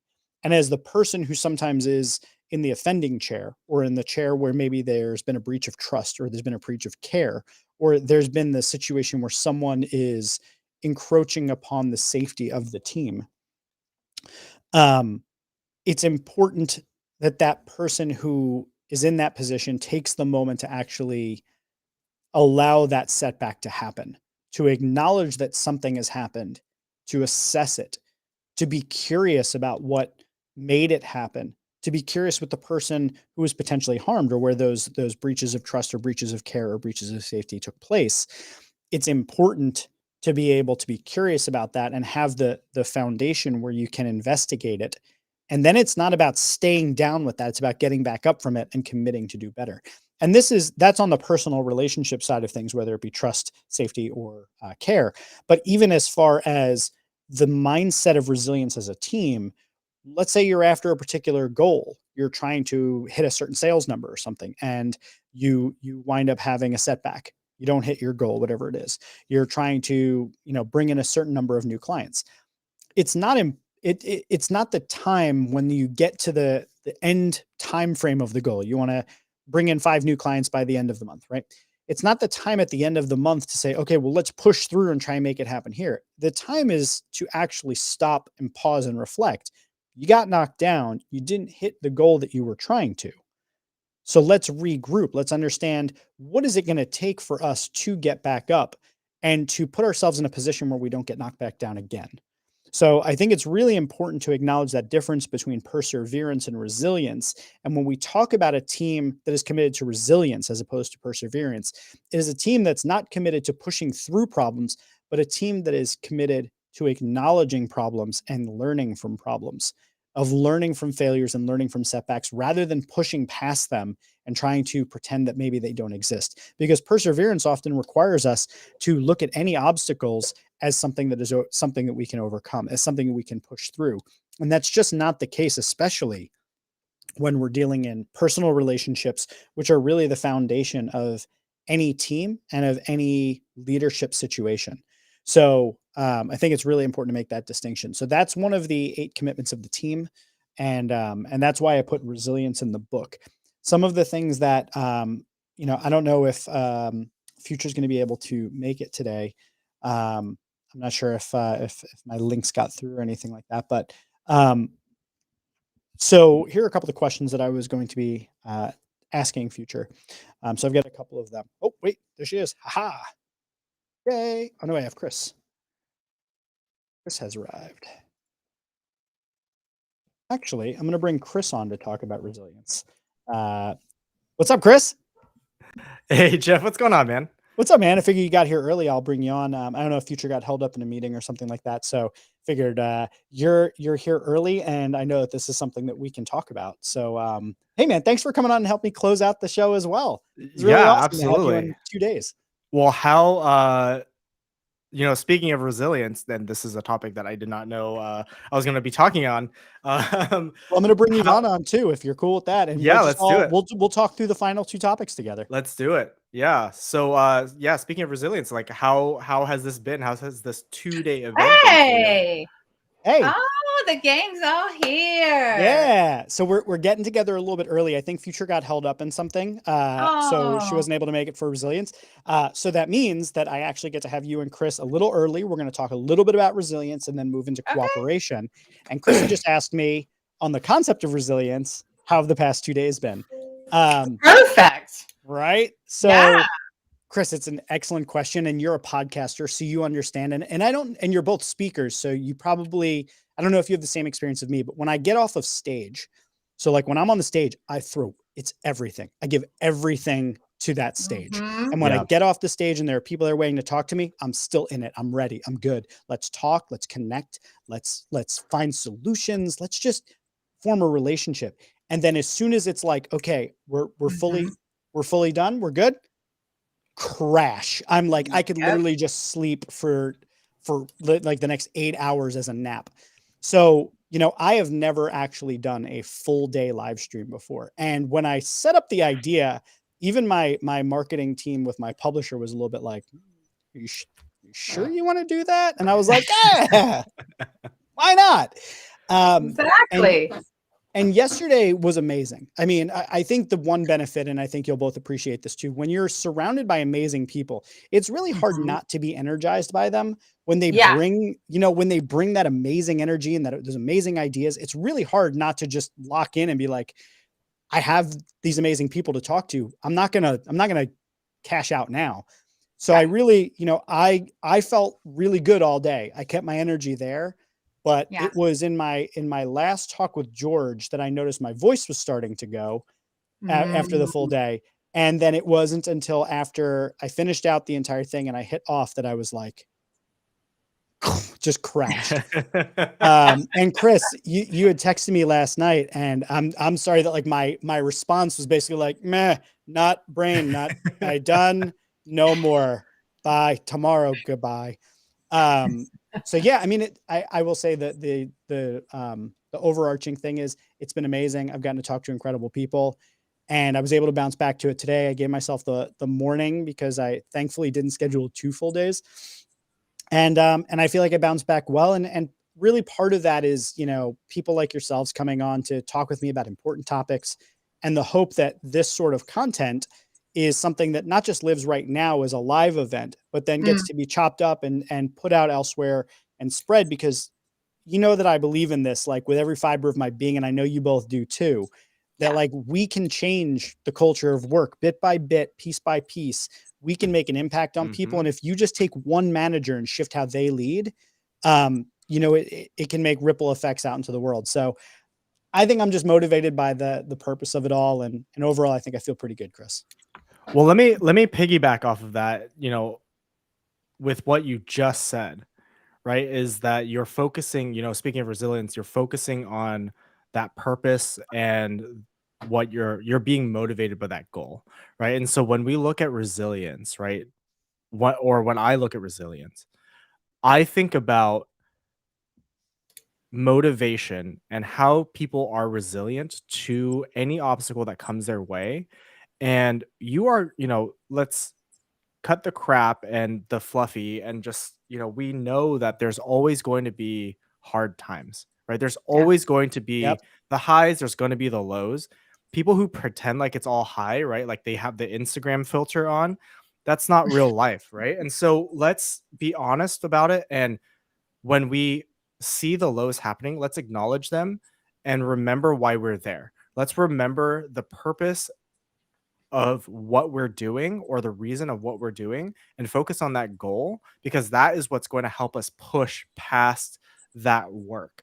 And so I just wanted to like call that out real quick, because that is what you just said is a really good way to help people stay motivated.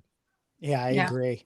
Yeah, it'd be hard to get up if you didn't feel like there was a purpose to get up, and that's really, and before you guys jumped on, I was saying there's a difference between perseverance and resilience. And there's a reason I chose resilience rather than perseverance on the team as a commitment, is that we're not looking to push past failures. We're not looking to push through tough times. We're looking to stop and acknowledge it and notice that it exists, learn the lessons we can from it, share it with each other as a point of connection, as a way of understanding each other better. And then we get back up because we're looking in the same direction towards a goal. So yeah, I really appreciate that, because I think someone earlier was talking about, it was Tom Schwab was talking about growth. And he was saying, he kind of indirectly alluded to the fact that the mission, the purpose is what helps people to focus on growth. This growth is in service of something.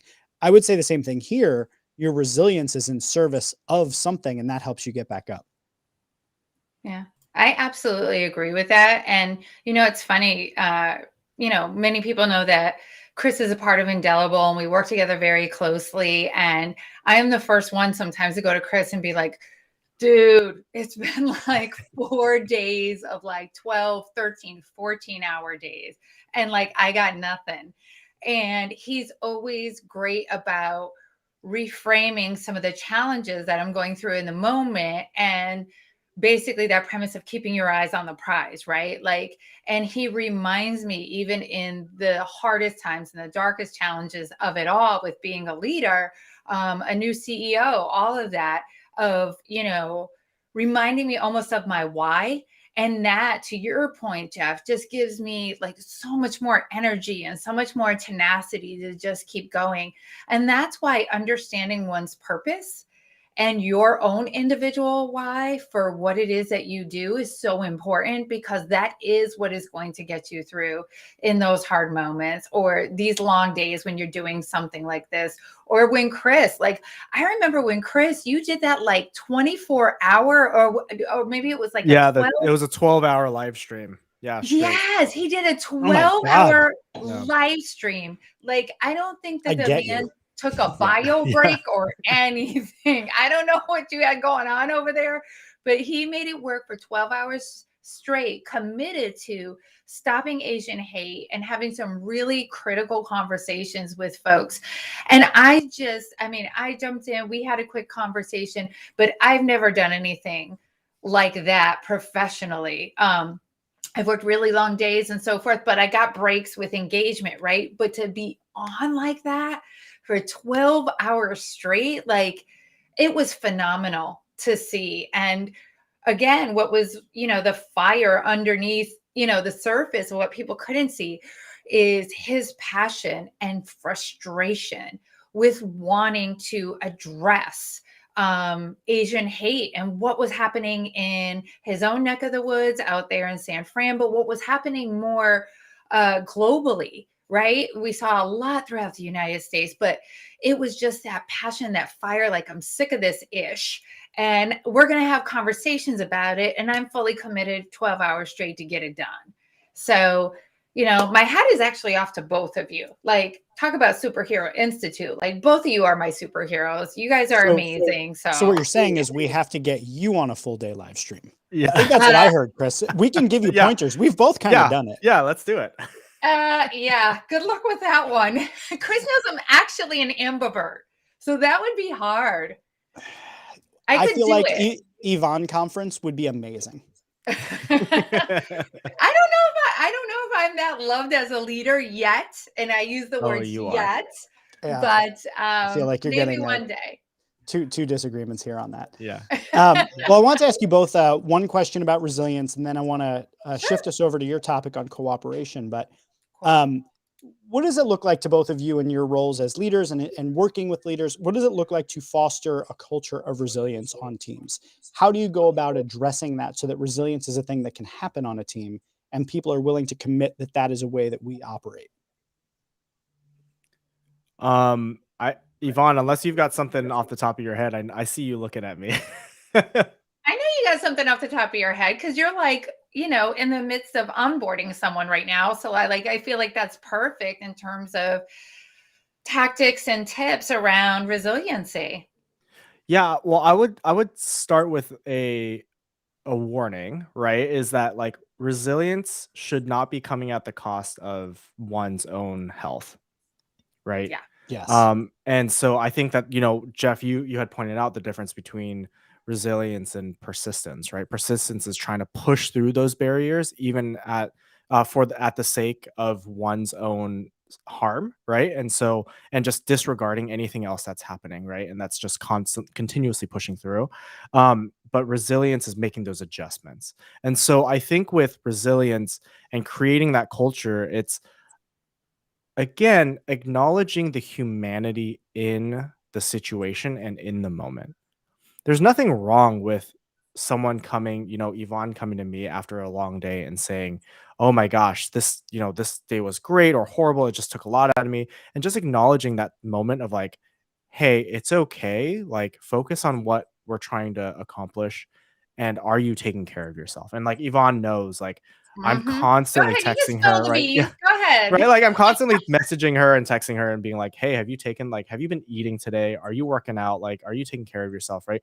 And those are the smaller things that leaders, before it was what happens at work or at home, stops at the door, but Yep. that's no longer the case because those things bleed over.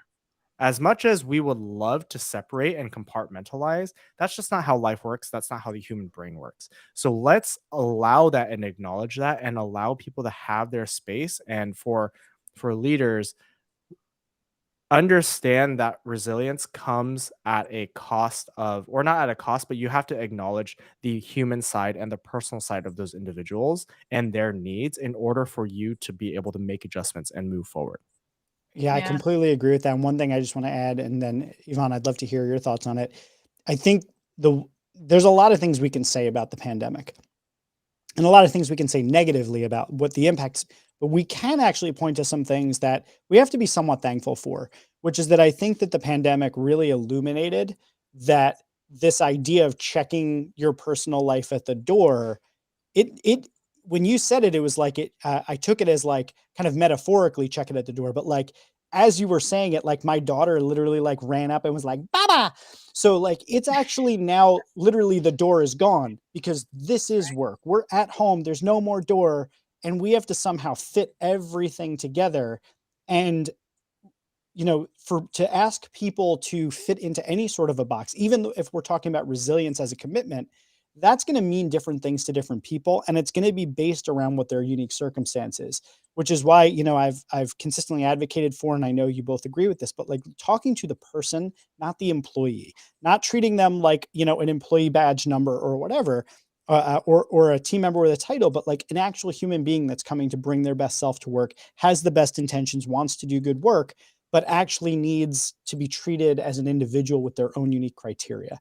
And I think that's the only place that resilience can thrive is when we allow people that space. Yvonne, I want to hear from you about it though.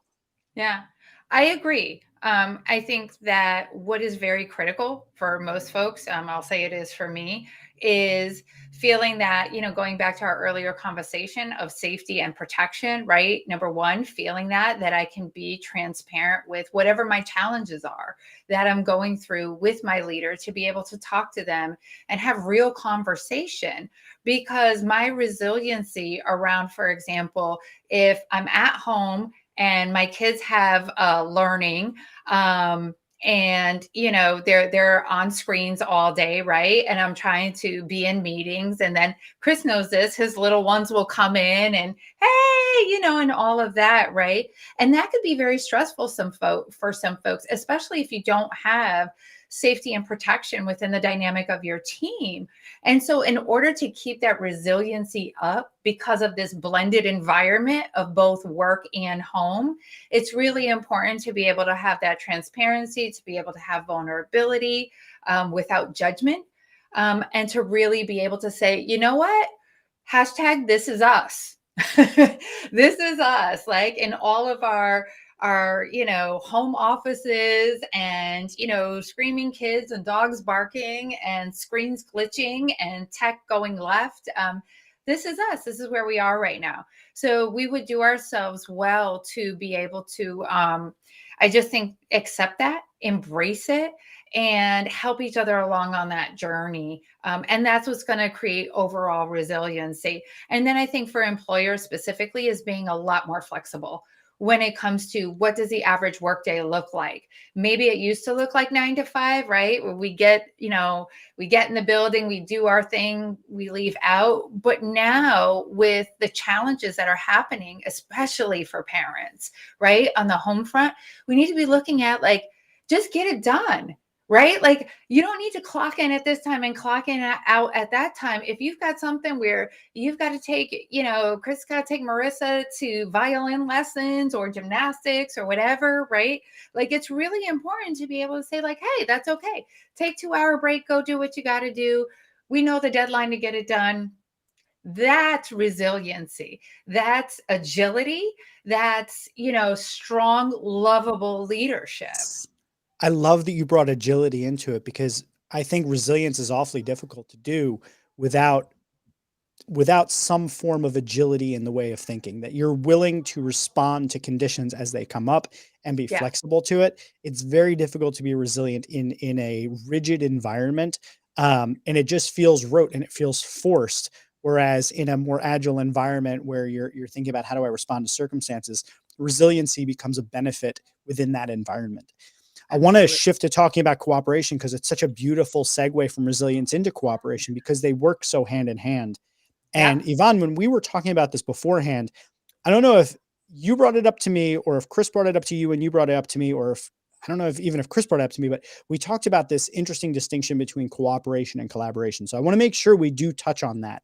But starting at the cooperation side of things, I think one of the things that I've noticed, that I've seen in my career, having gone through my MBA and then having worked in more corporate environments and then working for myself and then clients, is that competition seems to be more the norm as a way of operating. We've believed in this idea of like competition yields innovation, competition, the best results, but competition often in the work environment creates some of that toxic culture where it's a little bit of cutthroat, a little bit of backstabbing, a little bit of like me versus them, because there's scarce resources of positions that are open and higher salaries and whatever.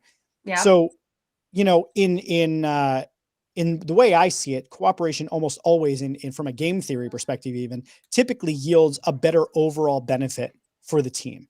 So if I take that to be true, let's assume for the sake of the conversation that cooperation typically will yield better results. And competition's the norm. What do you think is sort of the pathway to getting cooperation as the norm in this culture where competition is so embraced and it's so the norm? Yeah, I think it's very much the I versus we perspective right off the bat, right? Yeah. I think cooperation, and Chris, it's interesting because Chris and I talked about this a little bit recently about, this notion of the individual rewards that we're seeking when we're trying to cooperate with one another, right? It feels, even just the tone of the word to me has always felt forced, right? Like you two, we talked about in the context of kids, like you two go play, right? You two cooperate, right? It's almost like this mandate, if you will, from two people who really don't want to play together.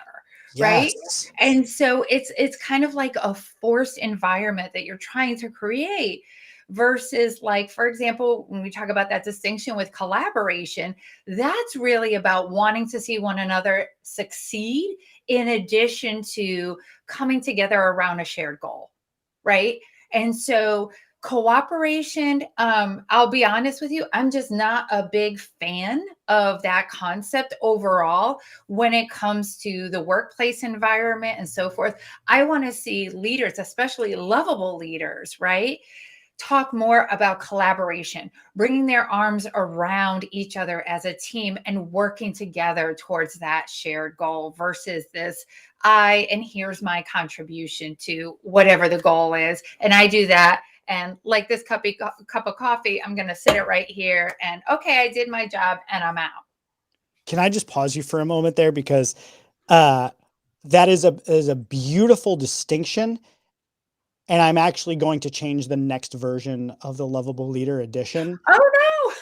From don't oh no, I'm telling you this is a good thing, because that's a really important distinction, because cooperation can actually feel like that. You know, we just need you to cooperate. Cooperate doesn't actually involve any real engagement, whereas collaboration, what you're talking about, is actually the part where the overlap happens. And wow, I'm actually like thinking about this section and thinking what a broad oversight that is, to not see the depth of where collaboration actually adds where cooperation doesn't. So you've definitely influenced the very next iteration of the book that goes live. So thank you for that. Before I even record the audiobook, I'm going to make that change actually. That's awesome. Well, I'm glad to add that Well, value. I was going to say, this is the value of collaboration. Collaboration. Yeah. Right, It's happening here, live right It's now. yeah. So So yeah, I meta. mean, the thing I wanted to, there's a lot of examples that we see in this. And for those of you who may not have kids or, aren't used to that, like go play together kind of mentality, most of us have gone through at least high school and college having done school projects together. Mhm. Right? Yeah. That is a cooperative mindset. It's, hey, I'm putting you into a group, figure it out and cooperate, right? And like make sure you are all getting a grade, because like that is the end goal, is to get a good grade. So everyone gets that grade. But we all know there's that one person in the group that doesn't quite pull their weight. And yet they're still going to get the same grade as the rest of the group. And the rest of the group has to then scramble to make up for that lack of work. So cooperation is not necessarily a pooling of resources, right? Mm. That's what collaboration, I see Yeah. collaboration as more, I'm willing to come together and bring all of my resources that I can to this Yeah. table, and let's figure it out, right? Let's make 1 and 1 equal 3. That is collaboration. Let's not just add value for myself and have you add value for yourself, but let's add value together so the sum of our parts are more than its whole. This is such an oh my god, I'm loving that this distinction, because cooperation now in the context of this conversation and expanding it with collaboration feels like don't make waves, don't get into any fights, make it through it together, whereas collaboration is saying bring your unique strengths to the table for the benefit of Yes. everybody. And I really appreciate that the nuance there, that one really is more what we're looking for. We're not looking for team members who tolerate one another to get through an assignment. We're looking Right. for all of them to actually bring their best selves to it, and not be in competition with one another. But I actually came up with a term that I wrote a little while back called cooperation, which is basically where you want all of the people on the team bringing their best work so that you're in cooperation to try and get the best outcome. So you're in competition to a certain extent with them, but you want them at their best and you're both collaborating to get to that better goal. But it's Right. like, you don't want to beat them. You Right. want to both win. You want to win in a competition where everybody gives it their best. Right. Like a relay race, essentially, Yeah. right? A relay race, when you think about it metaphorically, right? It's both of these people doing their own job, if you will, right? At their pace, the best that they could possibly bring to it. But they have to collaborate. They have to collaborate in terms of signaling to one another, the right handoff at the right speed, at the right position, all of that. That's not cooperation. That cooperation says, hey, just make sure you grab the thing out of my hand when I come for you.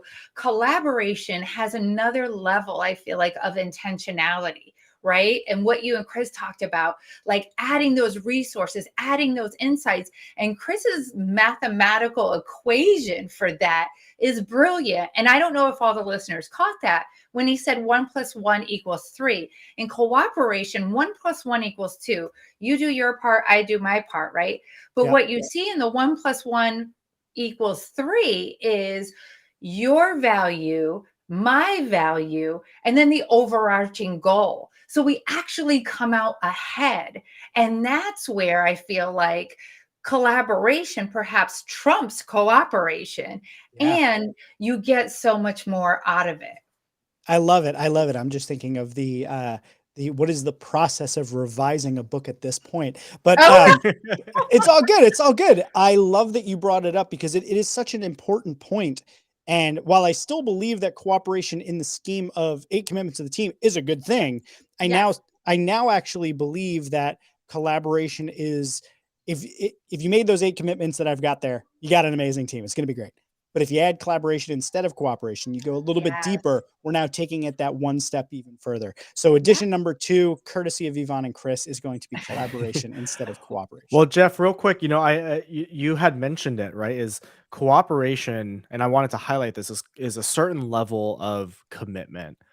Mm. Collaboration is a next level of engagement, right? Yes. And so Mm. cooperation, you're committing to a certain goal, but with the collaborative piece, anyone who's been in a collaborative team or environment knows that there's a far higher engagement level between individuals for that goal. So that's something I just wanted to highlight that you had mentioned.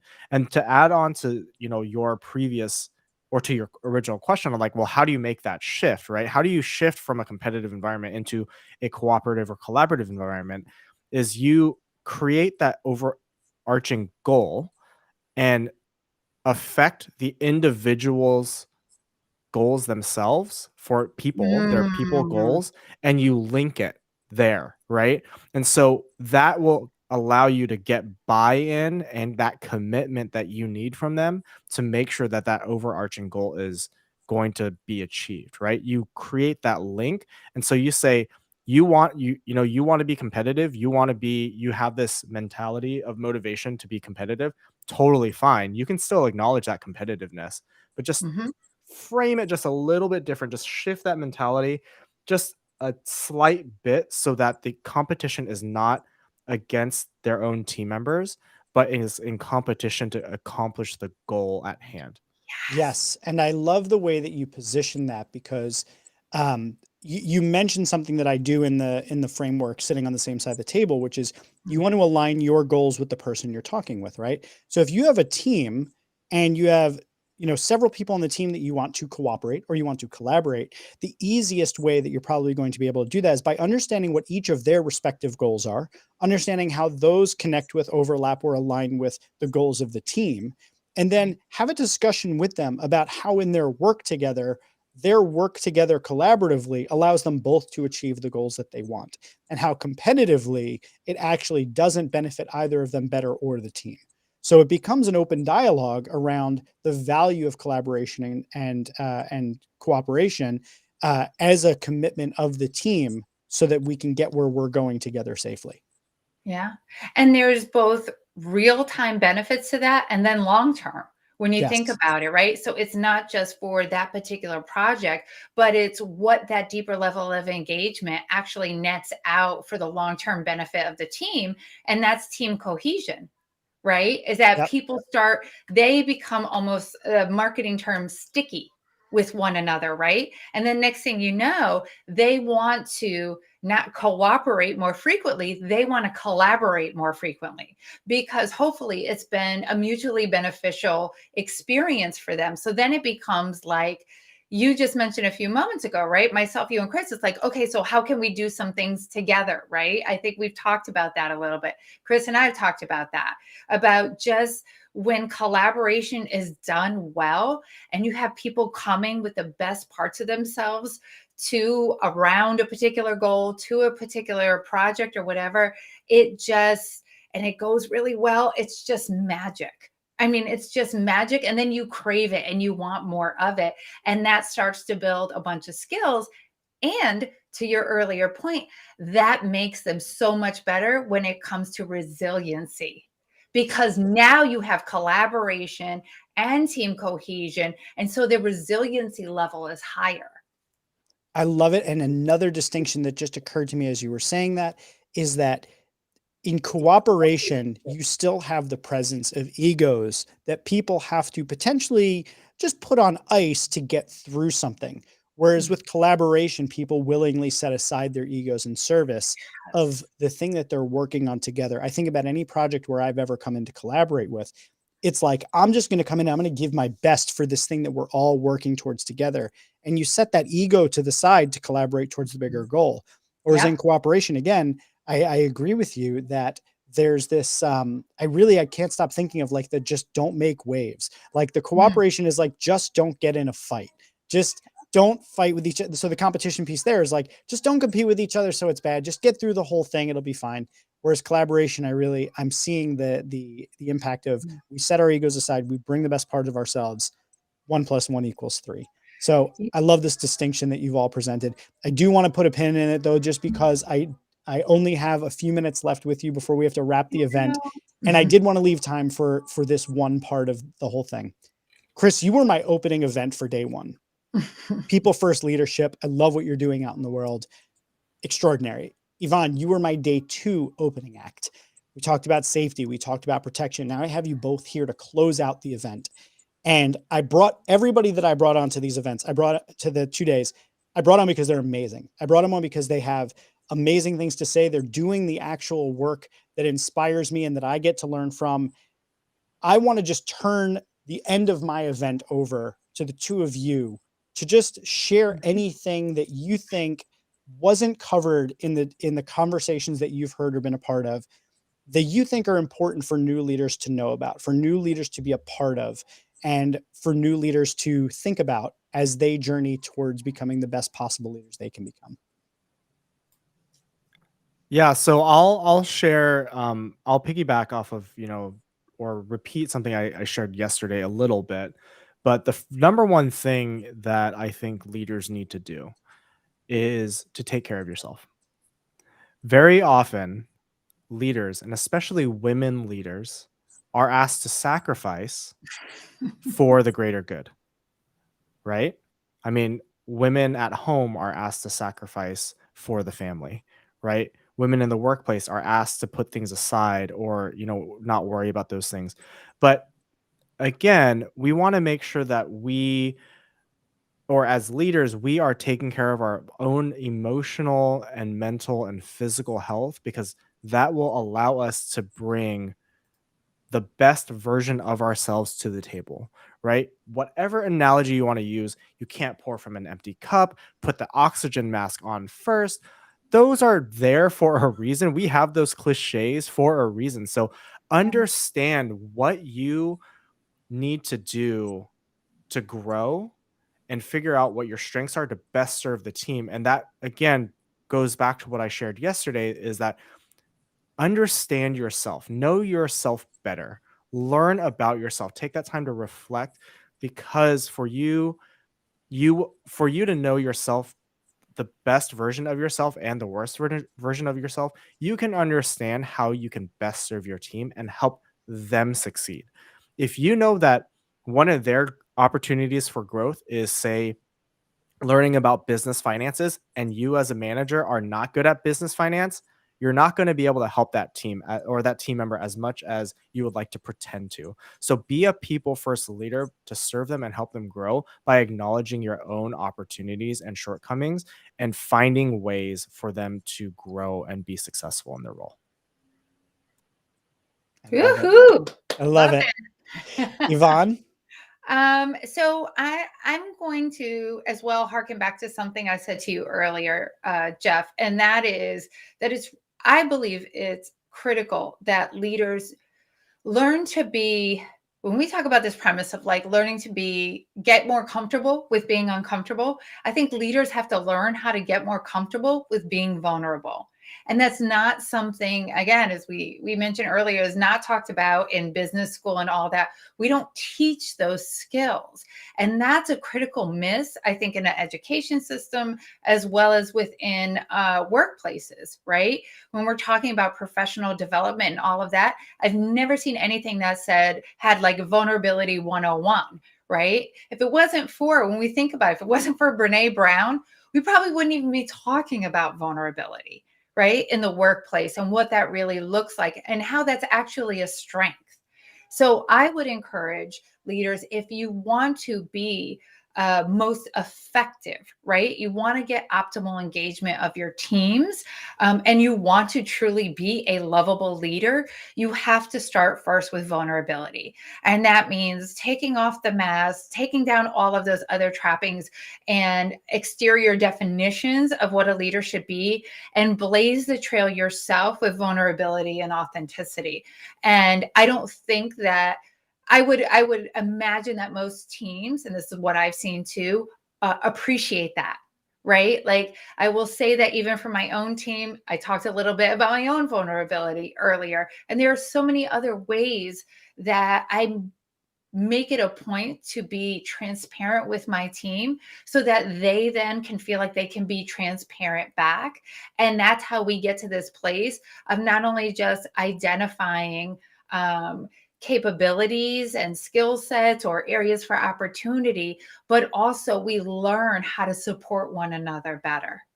And that whole concept is wrapped up, or wrapped around, I should say, being a lovable leader and realizing that that it could and should exist in the workplace. And if we did care for one another, our teammates, as much as we care, hopefully, for our loved ones and family, both worlds will be better. And I know that that's something that the three of us have consistently talked about, is how do we bring this to make it a better world? And all of the things that you've been talking about, Jeff, from a leadership perspective, lend itself to the outside world as well. I completely agree. And I'm so happy that you've mentioned Brene Brown a couple times, because fun fact, I was listening to her book, The Power of Vulnerability. And at one point she actually, I think she's speaking to a group of business people in that talk. And she asks people if they've ever talked about love at work or something like that. And she goes about defining love and looks at, she asked all of these people these questions like, what is love and how would you define it? And some of the things that came up were trust, respect, and kindness. So when it came time for me to think about how we talk about the book, trust, respect, and kindness is how we're building these great teams. And that's many of the people described as present when you have love. So even though the title a lot of times makes people think of like the hippy dippy fluffy kind of like, oh, we're just going to have a great time at work and love our boss. It's really about what are the elements that we can learn from about what it is when we love someone or something. What does that look like? And what are those elements? And how can we bring that into the workplace in obviously a very appropriate way, but in service of creating environments that people love to come to, where people are willing to follow you towards a big and ambitious goal that aligns with their purpose, that aligns with their goals, that aligns with what they want. And how can that possibly change the future of our world if this is what it looked like at work? So that's why I wrote the book. And I cannot thank both of you enough for being part of my network, of being part of my friend group, of challenging me, of being people that I can learn from, and even post launch of the book, learn something that can actually deepen the concepts in the book and make it better. So I sincerely appreciate you both being here for the openings, for the closing, and being supporters of this whole thing. And just know that you are never unnoticed by me for what you're doing. Thank you, Jeff. Thank you so much, Jeff. And again, congrats again. So happy for you. I Yes. cannot wait to get this my hands on this book, man. Yeah, do the dance, man. You got lots to celebrate. Exactly. You made it. Yes. 2 days, I did it. You Well, thank did you it. both for coming on. I'm gonna give some closing remarks. I'm going to closing remarks. I'm going to go pick up my wife from work, and I'm going to have myself a celebratory glass of beautiful whiskey that my publisher sent me. I'm really excited about it. And we will be in touch soon. Thank you both so much again. And I will be in touch with you both soon. Sounds All good. right. I'll see you Bye. later.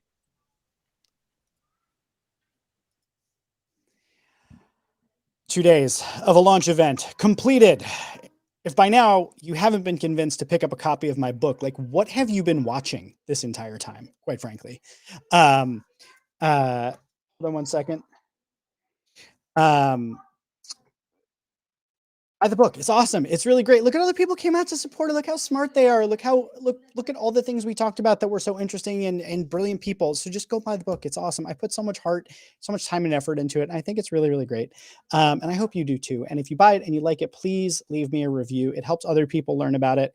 And together, hopefully, maybe, fingers crossed, we can change the culture of work to one where we can create an environment where there is more care, where there is more trust, and where we can create more safety on the way to accomplishing big and incredible and amazing things, where teams commit to what needs to happen, where we can all enjoy coming to work, where we can all collaborate, where we can all care for one another and do the work that matters to us, where the work we're doing aligns with who we want to be in the world. And isn't that a better way to be? And at the same time, and I got to say this for all of the people that have come on and emphasized this, as a leader, you cannot overlook self-care. You cannot overlook how important it is to take the time for yourself to celebrate your accomplishments and wins, something that I work really hard on, and I'm thankful for, and I appreciate the people in my network who have asked me to take a moment to stop and really appreciate this book launch and the accomplishment that it is. It's something that's very difficult for me, but I work really hard on it. And as a leader, this is a thing that happens to a lot of people, where it's difficult to take time to stop and celebrate your accomplishment. It's you rack up all of the things that you could have done better, and you never celebrate the things you did well. So make sure to take time for yourself. Take a breath, and pause and reflect, and go out there and try and be a lovable leader. I hope you do. I hope you join the movement. And if you ever want to talk about it, please just reach out to me. I'm easy enough to find. Google me. I'm super easy to find. And if you're watching this, you're already on a channel where you can easily find me. Thank you so much for tuning in for this 2-day launch event. I hope you enjoyed it. I hope you learned something. All of these videos are going to be chopped up and put into different sections. And I know Future is here now. I'm going to chat with her real quickly, but we're going to do a video together at another time, and we're going to release that, and it's going to be freaking awesome because she is awesome. And we just screwed up our times together, and that happens. Things happen. Resilience would cause us to want to bounce back from such a thing. Thank you so much for joining me. Love you. I appreciate you. Go forth, be lovable leaders.